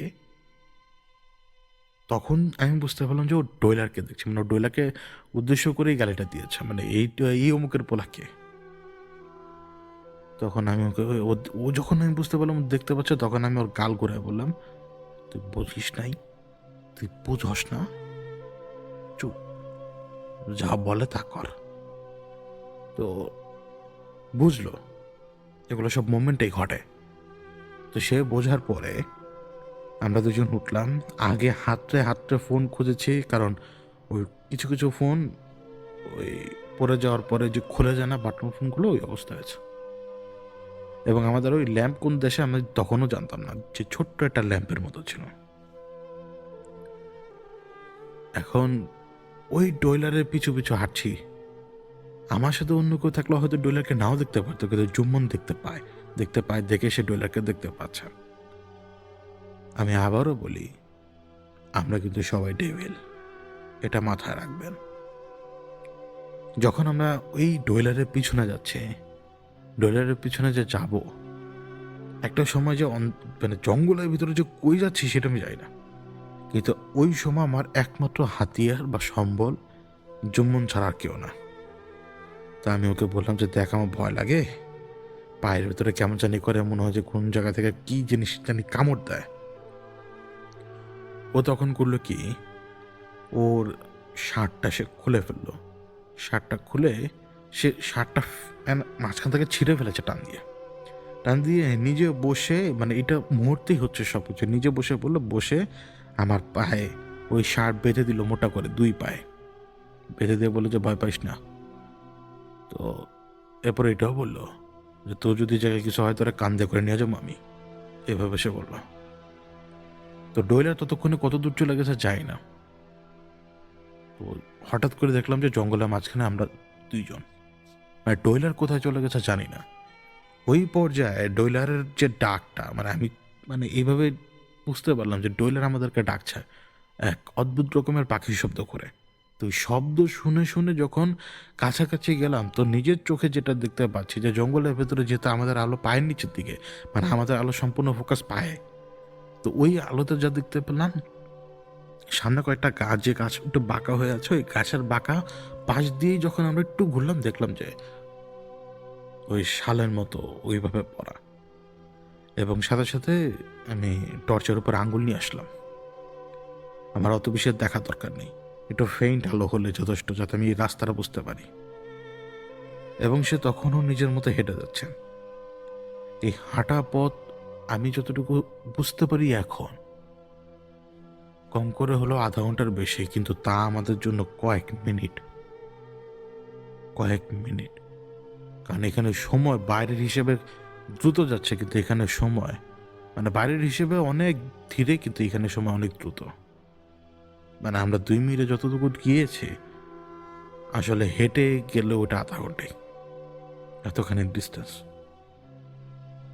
যে জায়গাটা এসে পৌঁছালাম, এই জায়গাতে কোনো মতেই ডোবা থাকতে পারে না। কারণ হচ্ছে, মানে এটা এমন একটা জায়গা যেখানে বৃষ্টি হলেও পানি থাকবে না। আমি জানি এই জায়গাটা কিরকম। এইখানে ডোবা কেবল মানুষ তৈরি করতে পারে, অথবা ন্যাচারালি মাটি ক্ষয়ে যেয়ে বা কোনো ঘটনার মাধ্যমে ওইখানে একটু পানি জমতে পারে, কিন্তু সে পানি যদি জমেও বৃষ্টি এত বেশি হয় না যে এখানে পানি জমে থাকবে। মানে পানির অস্তিত্ব থাকা পসিবলই না। আমি এমন একটা জায়গায়, যে জায়গাটা পুরো পানির উপরে শ্যাওলা, মানে অন্ধকারের ভেতরে পানির ভেতরে শ্যাওলা হয় কিভাবে? কারণ রোদ ছাড়া তো পানিতে শ্যাওলা হয় না। আবার পানিটা এতটা শ্যাওলা, মানে শ্যাওলাটাতে হাত দিলেই তুলে ফেলতে পারবেন একটা পরত। ওই পাশে আমরা যে পাশে দাঁড়ানো, তার অপোজিট পাশে ওই ডয়লার দাঁড়ানো, এবং সে তখন পানিতে ইশারা দিল। পানিতে যখন ইশারা দিল, জুম্মন কি দেখেছে আমি জানি না, মানে আমি দেখি নাই। ও ধাম করে নিচে নামলো। নিচে নামার পরে ও, মানে আমি দেখতে পাচ্ছি ও পানির ভেতরে হাত ঢুকিয়ে দিয়েছে, কারণ ও তো শার্টটা নাই তখন। ও পানির ভেতরে হাত ঢুকিয়ে দিয়েছে, এবং হাত ঢুকিয়ে দিয়ে ওই যে মাটির ব্যাংকের মতো বলেছিলাম না, 2টা তুলে নিয়ে আসছে, 2টা। ওইখানে কিন্তু পানি হাঁটুতে একটু কম, মানে পানি জমার বাঁধার কথাই নেই এখানে। এবং সেখান থেকে আমি না দেখা সত্ত্বেও সে কীভাবে দেখেছে আমি জানি না, কিন্তু 2টা মানে ওই যে মাটির ব্যাংকের মতো উঠিয়ে নিয়ে এসছে। এবং এই মাটির ব্যাংকের ভেতরেই সম্ভবত ডয়লারে কেউ আটকা ছিল, কারণ মানে সেটা নেওয়ার সাথে সাথেই ডয়লার ওইখান থেকে লাফ দিল। লাফ দিয়ে মানে আমাদেরকে পার করে ঠিক আমার পাশে চলে আসছে, মানে জুম্মনকে পার করে আমাকে পার করে আমার পেছনে চলে আসছে। এবং ওই সময় জুম্মনের হাত থেকে সে 2টা জিনিস নিয়ে নিয়েছে, নিয়ে নিল। এবং আমার থেকে পেছনে তো তখন, তাই আমি পেছনে ঘুরলাম। ঘোরার পর ডয়লার এমনভাবে হাতের ইশারা দিল যে ওই সে আমাকে কোনো গাছ দেখাচ্ছে, গাছ। তো ওই গাছের গাছ যখন দেখালো, দেখানোর পর ডয়লার সেখান থেকে গায়েব। লাঠিও নেই, কোনো কিছু নাই। তখন আমরা 2জন কনফিউজড মানুষ, 2টা মানুষ আমরা কনফিউজড। আমি ওকে ওখান থেকে তুললাম, জঙ্গলের ভিতরে কোথায় আসি নিজেও জানি না। তো এই পর্যায়ে নিজের ভেতরে রাস্তা হারানোর ভয় ধরলো। আসলে প্রথম জিনিস, রাস্তা হারানোর ভয়। রাস্তা হারালে তো বের হতে পারবো না। ওই আতঙ্কের সময় না মাথায় কাজ করে না অনেক কিছু। আবার যখন যে দিকে ইশারা করেছিল সেটা ওই সময় পয়েন্টে ধরতে পারিনি কোন দিকে। কিন্তু আমি যখন একটু বেতাল হয়ে গেলাম না, ধাম করে আমার গালে একটা চর মেরে বসে, আমার সেন্সটা ফেরত আনার জন্য। মানে একটু বেতাল হয়ে গিয়েছিলাম। তো যখন জুম্মনের চরটা আমার গালের উপর পড়ে, আমার কান একদম গরম হয়ে যায় সাথে সাথে, যেন পুরো সেন্সটা আমি ফেরত পেলাম ওই সময়। ওই সেন্স ফেরত পাওয়ার পরে ও তখন আবার আমাকে আরেকটা থাপ্পড় দিয়ে ফেলেছে ততক্ষণে। তো পরবর্তীতে ও আমাকে আবার যখন থাপ্পড় মারতে যাবে, ওই সময় আমি ওকে যখন ঠেকাই, ও ওই সময় বলছিল আমাকে যে ইশারা কোন দিকে দিছে, ইশারা কোন দিকে দিছে। তো আমি বাম হাত দিয়ে এলোমেলো ভাবে ইশারা দেখে, কারণ ততক্ষণে 2টা চট পড়ে গেছে আমার 2 গালে। একটা জওয়ান মানুষের হাতের চরের ওয়েট অনেক বেশি। ও নিজে কি খুঁজলো আমি জানি না, কিন্তু যেহেতু 2টা চর খেয়েছে, আমি একটু অন্যরকম কন্ডিশনে তখন। ও কিন্তু খুঁজে পেয়েছে কোন গাছে ইশারা দিয়েছিল এবং কেন। এবং ওই গাছে কি ছিল জানেন? একটা চিহ্ন। এবং চিহ্নটা আমি চিনি নাই, কিন্তু জুম্মন চিনেছে। কারণ জুম্মন ওই চিহ্ন দেখার পরে ওর ওর ওর ইয়াটা হাওয়া বদলে গেছে। ও আমাকে বলছিল ও আসার পথে চিহ্ন দেখেছে কোথায় জানি, মানে ও দেখেছে কোথায় আমি তো জানি না। এখন ও আমাকে যেভাবে ডেসক্রাইব করছে আমি তো বুঝতে পারছি না, কারণ এক একজনের মাইন্ড এক একভাবে কাজ করে। ও যেভাবে রাস্তা দেখে আসছে আমি ওইভাবে রাস্তা দেখে দেখে আসি নাই। ও নিজে জানতো যে এই চিহ্নটা কোথায় আছে। তখন ও আমাকে স্পষ্ট করে দিল, বললো যে আমি তোকে নিয়ে যাব। তখন আমি বললাম যে বের হবি কোন দিক থেকে? এটাই তো সত্যি কথা, আমরা বের হবো কোন দিক দিয়ে? তো বের হবো কোন দিক দিয়ে যখন আমরা এই শব্দ এটা চিন্তা করছি, ঠিক সেই সময় ওই পাখির ডাক, ওই অদ্ভুত পাখির ডাক। ডয়লার কিন্তু আমাদের চোখের সামনে নাই, কিন্তু ডয়লারই আমাদেরকে ডেকে ডেকে রাস্তা চেনানোর ব্যবস্থা করছে। এবং সেই ডাক ফলো করতে করতে আবার কত কিছু সময় পরে আমরা ঠিক ওই জায়গাটার সামনে চলে আসি, যেই জায়গাটা একদম সামনে সোজা। আমরা কিন্তু অনেকটা ডিস্টেন্সে মাটি খুঁড়েছি। এবং তখন আচমকা জুম্মন দৌড় দেয়। জুম্মন যখন দৌড় দেয়, ওর সাথে আমি দৌড়ে পেরে উঠতে পারছিলাম না। ও তো নিচে ফুল স্পিডে দৌড়াচ্ছিল তখন, আর আমি দুইবার হোঁচট খেয়ে খেয়ে পড়ে যাচ্ছিলাম, কারণ ওর শার্ট আমার পায়ে বাঁধা, ছেঁড়া শার্ট।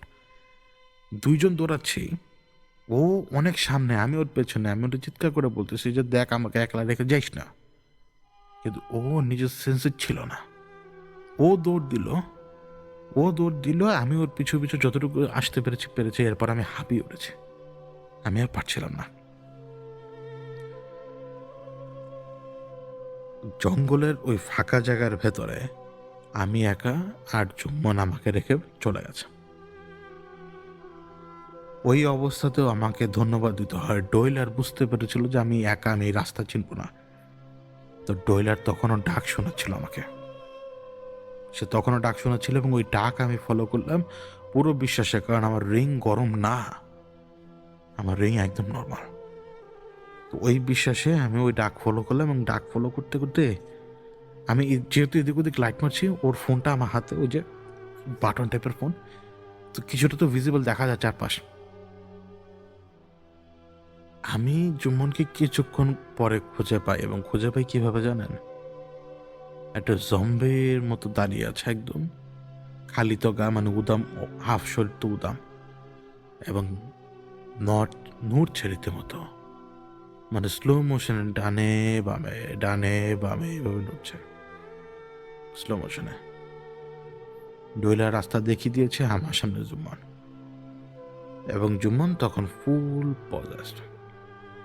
পসেসড। জম্বিকে কখনো বিরক্ত করতে নেই। এরকম ফুল পসেসড কন্ডিশনে যখন তার হাল একদম জম্বির মতো, একবার মনে চেয়েছিল যে আমি ওকে স্পর্শ করে পেছনের দিক থেকে, মানে পিঠের উপর হাত রাখি, কিন্তু নিজের ভেতরে একটা অশান্তি কাজ করছিল, নিজের ভেতরে একটা ভয় কাজ করছিল, যেটা বোঝানো খুব কঠিন। এবং আমি ওইখানে দাঁড়ানো, আমার দিকে ঘাড় এমনভাবে ঘোরালো, ওই ঘাড় ঘোরানোর পর ও দৌড় দিল, ঘাড় ঘুরিয়েই বাম দিকে দৌড় দিয়েছে।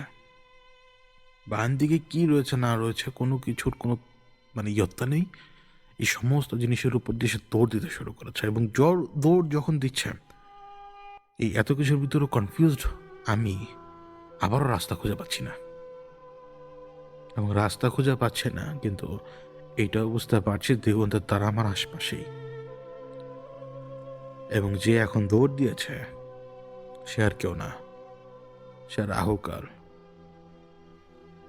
কারণ যে গাছের সামনে সে ছিল আলো মারার পরে, এই সেই গাছ, ঠিক দেখতে একই রকম হুবহু যখন রাহুকালের সাথে আমার একেবারে সম্মুখে কথা হয়েছিল।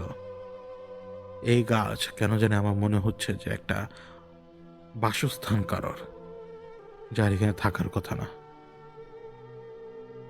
আসল ব্যাপার হচ্ছে আমরা রাহুকালের জন্য এখানে এসেছি এমন না, আমরা কিন্তু এখানে এসছিলাম ওই দেবদানবকে ধরার জন্য, কিন্তু রাহুকাল চারপাশে তার উপস্থিতি যে দিয়ে রেখেছে সেটা দিগন্ত তারা ধরতে পেরেছিল। এবং ব্যাপারটা এতটাই এরকম যে আল্লাহ চেয়েছেন দেখেই কিন্তু সব কিছু এক জায়গায় এখন এখানে। নিজের ভেতরে যে ভয় কাজ করছে যে আমি পেরে উঠতে পারবো কিনা, কারণ আর যাই হোক, জানোয়ার যদি লেলিয়ে দেয় জানোয়ারের সাথে কিন্তু পেরে উঠতে পারবো না, আর আমি দৌড় দিয়ে কোনো গাছে উঠতে পারবো না, সম্ভব না।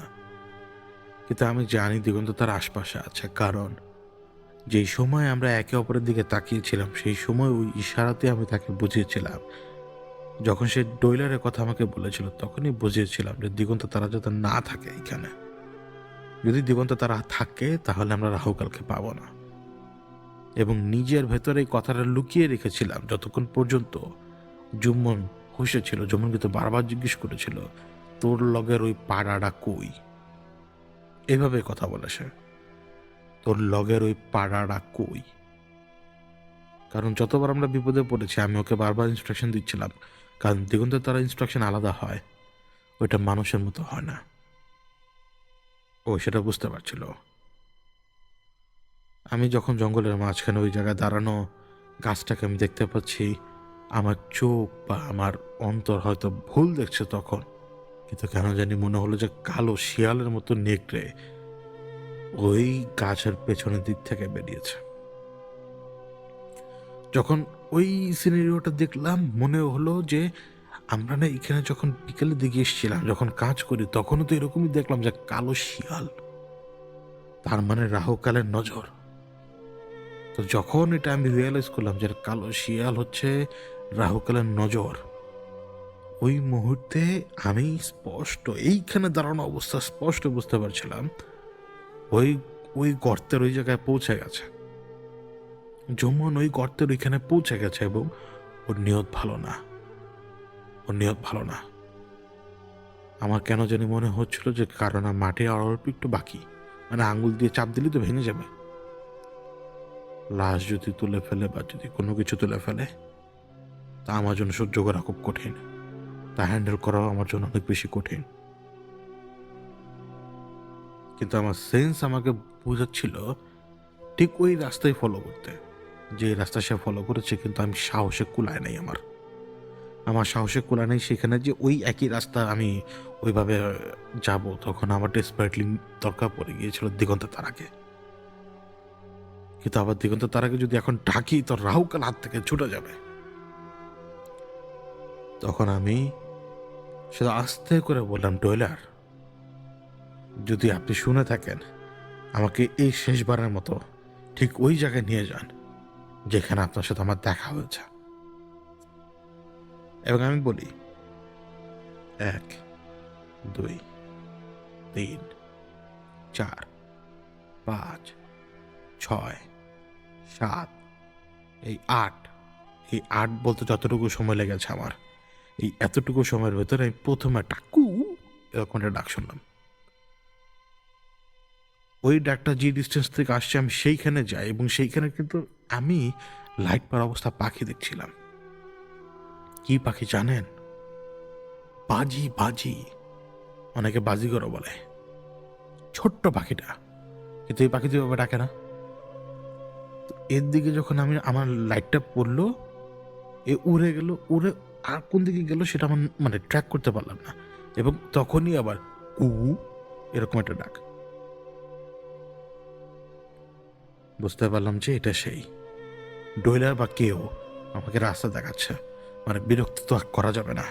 ওই ডাক ফলো করতে রাখলাম, কু এরকম ডাক ফলো করতে করতে করতে ঠিক ওই জায়গায় এসে পৌঁছে গিয়েছি, ঠিক যেইখানে আমি হাজর পাচর শুনতে পাচ্ছি দূর থেকেই। হাজর পাচর লাইট পড়লো। আপনি যদি একটা বিলের মাঝখানে মোবাইল ফোনের ওই ফ্ল্যাশটা মারেন, আপনি হালকা হলেও দূরে কি আছে সেটা দেখতে পাবেন, হালকা হলেও। এবং আমি ও যে নুয়ে আছে সেটা আমি বুঝতে পারছি। এবং আমি তখন দৌড় দিই ওইখানে, দৌড় দিয়ে পৌঁছাতে পৌঁছাতে ওই যে দৌড়ানো অবস্থায় যা চোখে দেখলাম তা হচ্ছে ও মাটি খাচ্ছে। ভেতর থেকে না, পাশের যে মাটিগুলো আমরা তুলেছিলাম, যে মাটিগুলোর উপরে আমি আন্দাজ করতে পারি যে ওই দেও দানবের ছাই বা যেটাই হোক, যে সে যখন মিশে গিয়েছিল সেই জিনিসপত্র ছিল বা সেই এনার্জিটা ছিল মাটির উপরে, ওই মাটিটাই সে খাচ্ছে। আমি দৌড়ে আসতে আসতেই দূরত্ব তখন একটা ঘরের একটা রুমে 10-12 ফিটের দূরত্ব, মানে আমি চেয়েছিলাম ওর উপরে ঝাঁপিয়ে পড়তে, ও আমার দিকে ঘুরে তাকালো এবং আমি দৌড়ে আসতে আসতেই ও আমার দিকেই সম্ভবত লাফ মেরেছিল, কারণ ওর মানে মানে হাঁটুটা আমার বুকে লেগেছে খুব জোরে। লাগার পরে আমার গতির কারণে আমি মারাত্মকভাবে ব্যথা পাই আমার বুকে। আমি পড়ে যাওয়ার পর পর আমার উপরে সে চেপে বসে। আমার উপরে যেই মুহূর্তে সে চেপে বসে, ঠিক সেই মুহূর্তেই দূর থেকে দিগন্তের তারা ছুটে যে এসছে কখন তার তারা আমি জানি না, জুম্মনকে একটা লাথি মারে। এবং জুম্মনকে লাথি মারার পর কি হয়েছে আর আমি জানি না, কারণ আমার বুকে ব্যথা লেগেছিল, যেটা একটু পেটেও প্রভাব ফেলে। তো যখন ভালো করে খেয়াল আসলো আমার, দিগন্তে তারা শিকল পেঁচিয়ে রেখেছে জুম্মনের গলায়।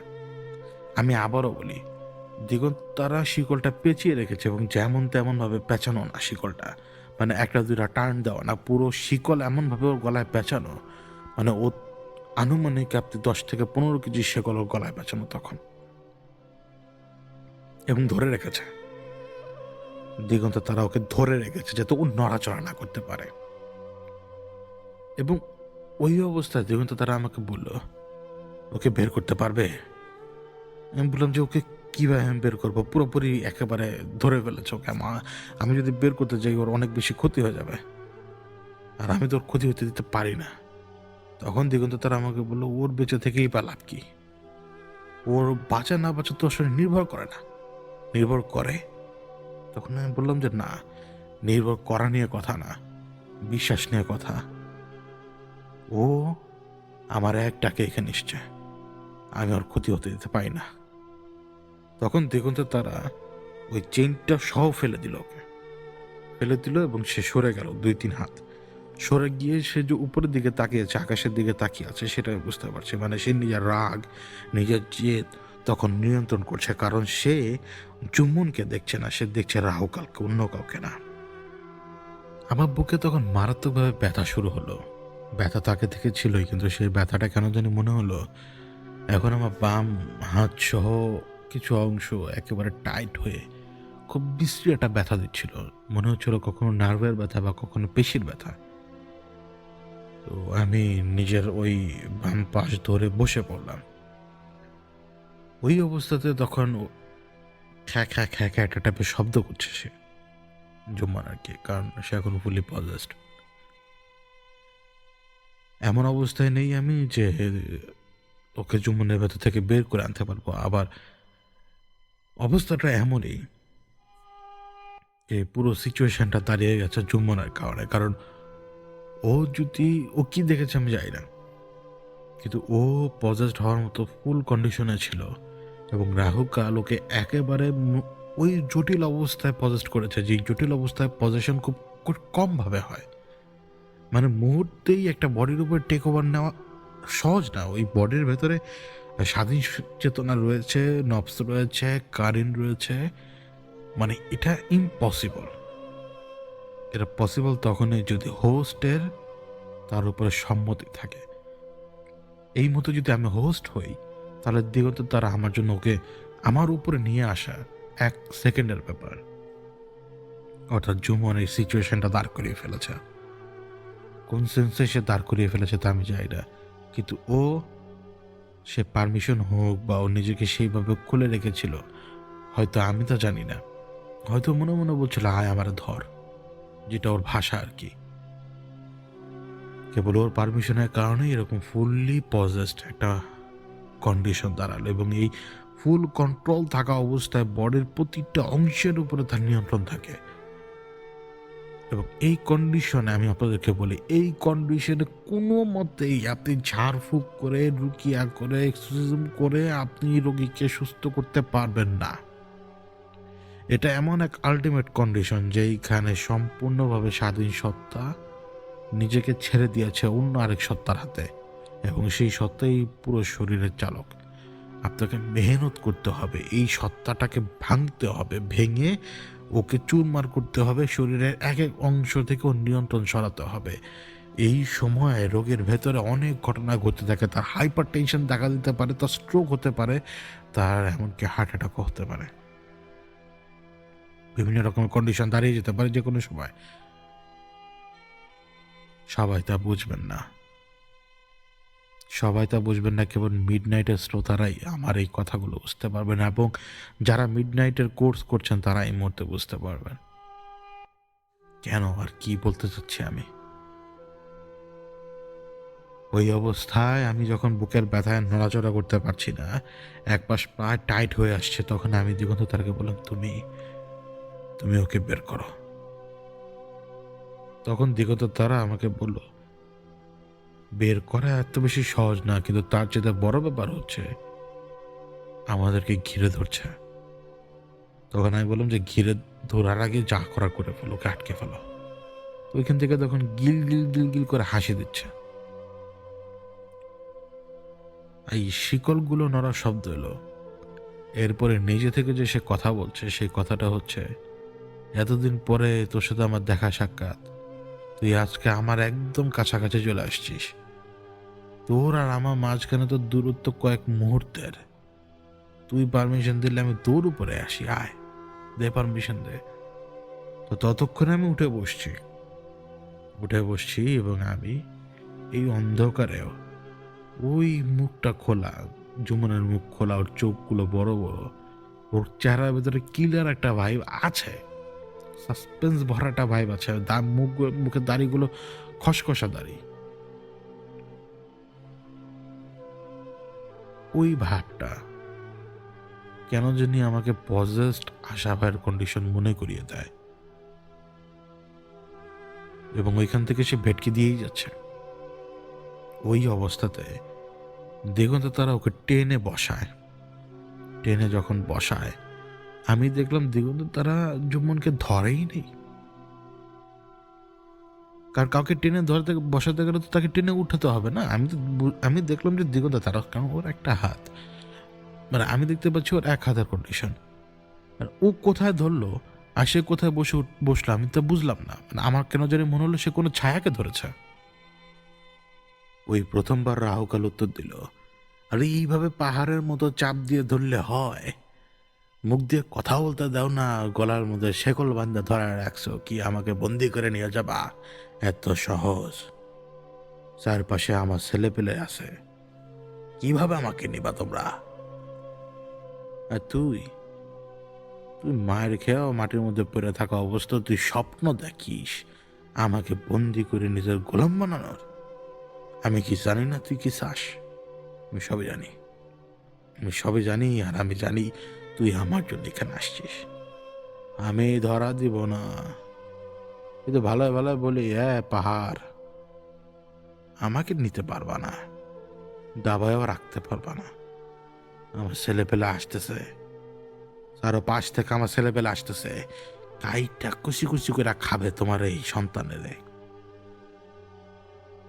যখন সেই কথাটা বলল, ও এক মুহূর্তের জন্য রিয়ালাইজ করলো ওটা মিস্টেক করে ফেলেছে, কারণ দিগন্ত তারা ওর দিকে ঠায় তাকিয়ে রয়েছে। আমি দিগন্ত তারাকে দেখছি ওর দিকে তাকিয়ে থাকতে। আমি দিগন্ত তারাকে বোঝালাম যে আমার দিকে একটু তাকাও, আর আমি দিগন্ত তারাকে একটা মেসেজ দিতে চাচ্ছিলাম। দিগন্ত তারা আমার দিকে তাকায়নি। দিগন্ত তারা ওর কাছে গেল এবং কি জানি ঢুকিয়ে দিল বাম কানের ভেতরে জুম্মনের, এবং যেই মুহূর্তে ঢুকিয়ে দিল, একটা ফ্ল্যাশ ইমেজের মতো আমার কাছে কেন জানি মনে হলো ওর বাম কান দিয়ে গজাল ঢুকিয়ে দিয়েছে। আমার মনে হলো ফ্ল্যাশ ইমেজ, এবং যেই মুহূর্তে বাম কানের ভেতর দিয়ে গজালের মতো কোনো কিছু ঢুকিয়ে দিয়েছে, সেই মুহূর্তে যে চিৎকারটা সে দিল, ওটা কোনো মানুষের গলার চিৎকারই না, ওইটা শিয়ালের অথবা এইরকম কোনো জানোয়ারের হাউলিং। এবং ওই চিৎকারটা দেওয়ার পরে সে কি ভাষায় কি জানি কথাটা বললো, যেটার মিনিংটা আমি বুঝলাম এইটাই, যে তোদের বাবাকে ধরে মারধর করছে, তোরা যেই কানে থাকি সেই কানে ছুটে আয় তাড়াতাড়ি, আর সে সবাইকে ভস্য করে ফেল। আমি যেটা বুঝলাম এটার মিনিং। এবং যেই মুহূর্তে ওই হাউলিংটা আমি শুনলাম, আমি আমার জীবনে অনেক ধরনের শব্দ শুনেছি, এবং এই শব্দগুলো আমাকে নতুন নতুন অভিজ্ঞতা যেমন দিয়েছে, ঠিক তেমনি নতুন নতুন ভয় পর্যন্ত দিয়েছে, যে ভয়ের কোনো ব্যাখ্যা নাই। ওই শব্দটা কেন জানি আজ পর্যন্ত আমি মাঝে মাঝে স্বপ্নেও টের পাই, আর ওই শব্দ আমাকে একেবারে কাঁপিয়ে তোলে। ওই হাউলিংয়ের শব্দে চারপাশ থেকে কেমন জানি একটা মুভমেন্টের শব্দ আমি টের পাচ্ছি। এবং সেই সময় আমি বুঝতে পারলাম দিগন্তে তারা এটাই চাচ্ছিল। দিগন্তে তারা তখন কি জানি করলো আমি জানি না, কিন্তু সবগুলো শিকল ঘুরে ঘুরে ঘুরে ঘুরে ঘুরে ঘুরে জমা হতে লাগলো মাটির উপরে। এবং এক শিকলটা আমি বুঝতে পারলাম যে দিগন্তে তারার হাতে তখন। এবং যখন দিগন্তে তারার হাতে আচমকা চাবুক যেভাবে চলে না সেইভাবে চাবুকটা চললো, শিকলটা আমার সামনের দিক দিয়ে ঘুরে আকাশের দিকে উঠলো এবং কোথায় যে মারলাম আমি জানি না, কিন্তু সাথে সাথে একটা কুকুরের কান্নার শব্দ এলো 1 সেকেন্ডে এবং মিশে গেল। শব্দটা এলো 1 সেকেন্ড এবং মিশে গেল। এবং যখন এই ঘটনাটা ঘটলো, ধক করে উঠেছে। ধক করে উঠলো কে? জুম্মান, মানে পজেসড কন্ডিশনে রাহুকাল। ধক করে এমনভাবে তাকালো, ওই গলার রক পর্যন্ত আমি দেখতে পাচ্ছিলাম, যেন সে অ্যান্টিসিপেটই করেনি এমন কোনো ঘটনা ঘটতে পারে। অর্থাৎ ওর কোনো না কোনো সন্তানকে দিগন্ত তারা ওই শিকলের হুইপ দিয়ে, মানে আঘাত দিয়ে মেরে ফেলেছে। তখনই দিগন্ত তারা ওর দিকে যে তাকিয়েছে একটু, তখন আমি বুঝতে পারলাম যে এটা একটা কনফার্মেশন দিল সে রাহুকালকে। তো রাহুকাল তখন বলছিল যে খবরদার এমন করিস না। এ কথা বলতে না বলতে আবার শিকলের একটা হুইপ, মানে শিকলটা উপরের দিকে উঠলো এবং এরপরে কোথায় যে মারলাম আমি জানি না, একসাথে কয়েকটা শব্দ আসলো, এরকম কয়েকটা শব্দ, এই কুকুরের মতোই শব্দ, মানে কান্নার মতো শব্দ। কয়েক সেকেন্ড, মানে কয়েকটা শব্দ একসাথে 1 সেকেন্ড হলো এবং ওই হুইপটা একই টাইমে। আমি বুঝতে পারলাম যে আরো কয়েকজন তখন একেবারে মিশে গেছে ওই আঘাতে। এবং যেই মুহূর্তে আমি এটা বুঝতে পারলাম, আমি রাহুকালের দিকে তাকিয়ে বললাম যে এখনো সময় আছে, ওর কাছে নিজেকে স্যারেন্ডার কর, বললে তো জাত গোষ্ঠীর একটারও বাঁচা রাখবে না ও। তো চারপাশ থেকে তখন আরো অনেক শব্দ আসছিল এবং একটার পর একটা হুইপ। ওই সময় গত কয়েক মিনিটে দিগন্তে তারা কয়বার যে শিকল চালিয়েছে তা আমি জানি না, কিন্তু প্রত্যেকটা হুইপে কখনো একটা শব্দ, কখনো 1 সেকেন্ডে কয়েকটা কণ্ঠস্বর। ওই কুকুরের কান্নার মতো শব্দ 1 সেকেন্ডেই আসে এবং ব্যাস, থাপ নাই, গায়েব, শব্দটা গায়েব। এদিকে রাহুকাল নিজে এতটা অস্থির হয়ে উঠেছে যে সে এই শরীর থেকে বের হতে যাচ্ছে, কিন্তু আমি জানি ওর কানে কোনো গজাল ঢোকায় নাই, কিন্তু সেই ইনভিজিবল গজালটা কিন্তু দিগন্ত তারার দেওয়া। ওই গজালের কারণে এখন রাহুকাল বের হতে পারছে না। এখন সেই শরীর থেকে বের হয়ে যেতে পারতো খুব সহজেই, কিন্তু দিগন্ত তারা আটকে ফেলেছে। এবং ওই সময় পর্যন্ত যে কতজনকে যে দিগন্ত তারা ওই শিকলের হুইপ দিয়ে আঘাত করে মেরে ফেলেছে তার কোনো কাউন্ট নাই, তার কোনো ইয়ত্তা নাই। কিন্তু রাহুকাল চিৎকার করে বলছিল যে ওর ছেলেপেলেদেরকে যাতে না মারে, ওর ছেলেপেলেদেরকে যাতে না মারে। কিন্তু দিগন্ত তারা সেখান থেকে কি বলছিল, এই ছেলে পেলে পেলে তুই কি করবি? এরা বের হবে আর এক একজনের মানুষের ক্ষতি করবে, না সেই সুযোগ তো আমি আজকে দেব না। আর যদি বাবা হয়ে এদেরকে বাঁচাতে চাস তাহলে বেরিয়ে আয়। এখন বেরোতেও তো পারছে না সে। দিগন্ত তারা ওই কথা রেসপন্সে সে বেরোতেও তো পারছে না, কিন্তু দিগন্ত তারা ওই শিকল বারবার চালাচ্ছিল দিন রাতে। একটা সময় রাহুকাল উঠে দাঁড়ায় এবং উঠে দাঁড়ানো মাত্রই শিকলটা ঘুরিয়ে পেঁচিয়ে কোন দিক থেকে এলো আমি জানি না, কিন্তু সুর করে ওর গলার পর্যন্ত চলে আসছে। ওর গলা পর্যন্ত চলে এসছে এবং সেই মুহূর্তে রাহুকাল বলে বসলো, আমাকে তোরা ছেড়ে দে, আর আমাকে তোরা যা বলবে আমি তোদের জন্য তাই করব। আমি কথা দিলাম, আমার আর কোনো সন্তানকে মারিস না। আমার কয়েকশো সন্তানকে মেরেছিস, আর মারিস না আমার কোনো সন্তানকে। অথচ তখনও অন্তত 100 খানেকের উপরে কুকুরের অথবা শিয়ালের হাউলিং শুনতে পাচ্ছি আমি, কিন্তু তীব্রতা অনেক কম, যেন ওরা অনেক দূরে, অনেক দূর থেকে আমাদের দিকে ছুটে আসছে। দিগন্তে তারা তখন ওর সামনে, জুম্মনের সামনে আর কি, এবং জুম্মন আর কি, অর্থাৎ পজেস্ট কন্ডিশনে জুম্মন, ওর গলায় তখন চেইনটা কিছুটা ভিজিবল আবার কিছুটা মিশে যাচ্ছে, কিছুটা ভিজিবল আবার কিছুটা মিশে যাচ্ছে। রাহুকালকে দিগন্তে তারা আরেকবার বলল, কিভাবে জানি তুই স্যারেন্ডার করলি বলতো? আবার বল। তখন রাহুকাল বলল, এই মুহূর্ত থেকে আমি তোমার আর এই তোমার মানুষের গোলাম হয়ে গেলাম। দিগন্ত তারা বলে, না না, আমি তোকে গোলাম হতে বলি নাই। আমি কি হতে চাই বল, বল কি হতে চাস? তখন সে বলল, এই মুহূর্ত থেকে আমি আর এই মানুষ, যে মানুষ তোর সাথে, তার কথার হুকুমের পালনকারী আজ্ঞাবহ সৈনিক হয়ে গেলাম। আজ্ঞাবহ সৈনিক। কথাটা 3 বার রিপিট বল। দিগন্ত তারা বলল। সে রিপিট করলে কথাটা, যে আমি তো তোমার আর এই মানুষের আজ্ঞাবহ সৈনিক। কথাটা সে 3 বার রিপিট করলো। 3 বার রিপিট করার পরে আমি যেটুকু বুঝলাম, কোনো না কোনো ভাবে ওই গজালটা দিগন্ত তারা সরিয়ে নিয়েছে। গজালটা দিগন্ত তারা সরিয়ে নেওয়ার পর জুম্মন মাটিতে পড়ে গেল এবং একটা ছায়া, যেটা একটা বোল সমপরিমাণ ছায়া, জুম্মনের উপর থেকে মাটিতে পড়লো এবং পড়ে সেখানে কিলবিল করছে। বোল, একটা বোল, একটা বড় 30-40 লিটার বোলে যতটুকু সাইজ হবে অতটুকু সাইজে কিলবিল করছে একটা ছায়া মাটির উপরে, অতখানি। দিগন্ত তারা বলল, যখন আমি তোকে ডাক দিব সেই মুহূর্তে তুই আমার চোখের সামনে এসে দাঁড়াবি। এ কথাটা বলার পর পর ওইখান থেকে ওই ছায়াটা মাটির মধ্যে একেবারে ডেবে গেল, মানে ডেবে গেল। বৃষ্টির পানি যেরকম মাটির উপর পড়ার পরে শুকনো মাটির উপরে শুষে যায় একদম পানিটা, ঠিক ওরকম। আমি দিগন্ত তারাকে জিজ্ঞেস করলাম, ওকে কি হাতে পেয়েছ? দিগন্ত তারা মাথা নাড়িয়ে বোঝালো, হ্যাঁ। এবং ওই সময় কোতানি দিল, গোগানের মতো কোতানি জুমন, কারণ ও পিঠে ভালো রকমের ব্যথা পেয়েছে। কারণ যখন এই ধরনের এন্টিটি কারোর উপরে চেপে বসে তখন পিঠে এক ধরনের চাপ তৈরি করে। ওইখান থেকেই যখন আমি ওকে উদ্ধার করি, ও একদম অসুস্থ, হাঁটতে পারছে না। ওই দিন রাতের বেলা আমরা ওইখানেই কাটাই, আমি এবং জুম্মন। কারণ দুইজন মানুষ সাথে আছে দেখেই এবং দিগন্ত তারা আছে দেখেই ওই দিন রাত আমরা ওইখানেই ছিলাম।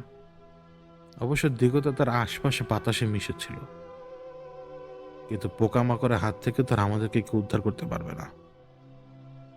অবশ্য খোলা জায়গা থাকার কারণে রাতেবেলা আকাশ তো দেখতে পাচ্ছিলাম। জুমন ঘুমাচ্ছিল একটা সময়। জুমন যখন ঘুমাচ্ছিল তখন আমি আকাশের দিকে তাকিয়ে থাকতে থাকতে আমি দেখতে পাচ্ছিলাম যে এই নিহারিকা, এই সমস্ত কিছুকে আমি একটা সময় ডিসাইড করলাম যে আমি নামাজ পড়বো, কিন্তু আশপাশে কোথাও পানি নেই আর গলা শুকানোর মতো অবস্থা, পানির দরকার, কিন্তু আশপাশে খাওয়ার মতো পানি নেই। ওই অবস্থায় কোনো মতে তৈয়ম্মুম করেই এবং করে আমি যখন নামাজের উদ্দেশ্যে দাঁড়াবো সেই সময় দিগন্ত তারা আমার পেছনে, কিন্তু সে প্রকট হয়নি, অর্থাৎ সে বাতাসে মিশে রয়েছে। যা আমি বুঝলাম, সে আমাকে জিজ্ঞেস করেছিল এমনভাবে যে, কি দেখছো তুমি?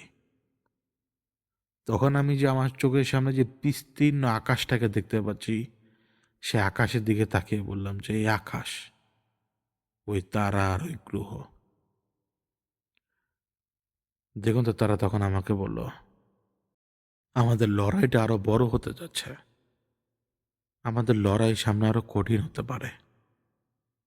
আমি বললাম, যা হয় হোক, তুমি তো আছো, আর ওই যে তারা, গ্রহ, নক্ষত্র, বিস্তীর্ণ আকাশ, এই সব কিছুর মালিকও তো আছে, উনি দেখে রাখবে আমাদেরকে।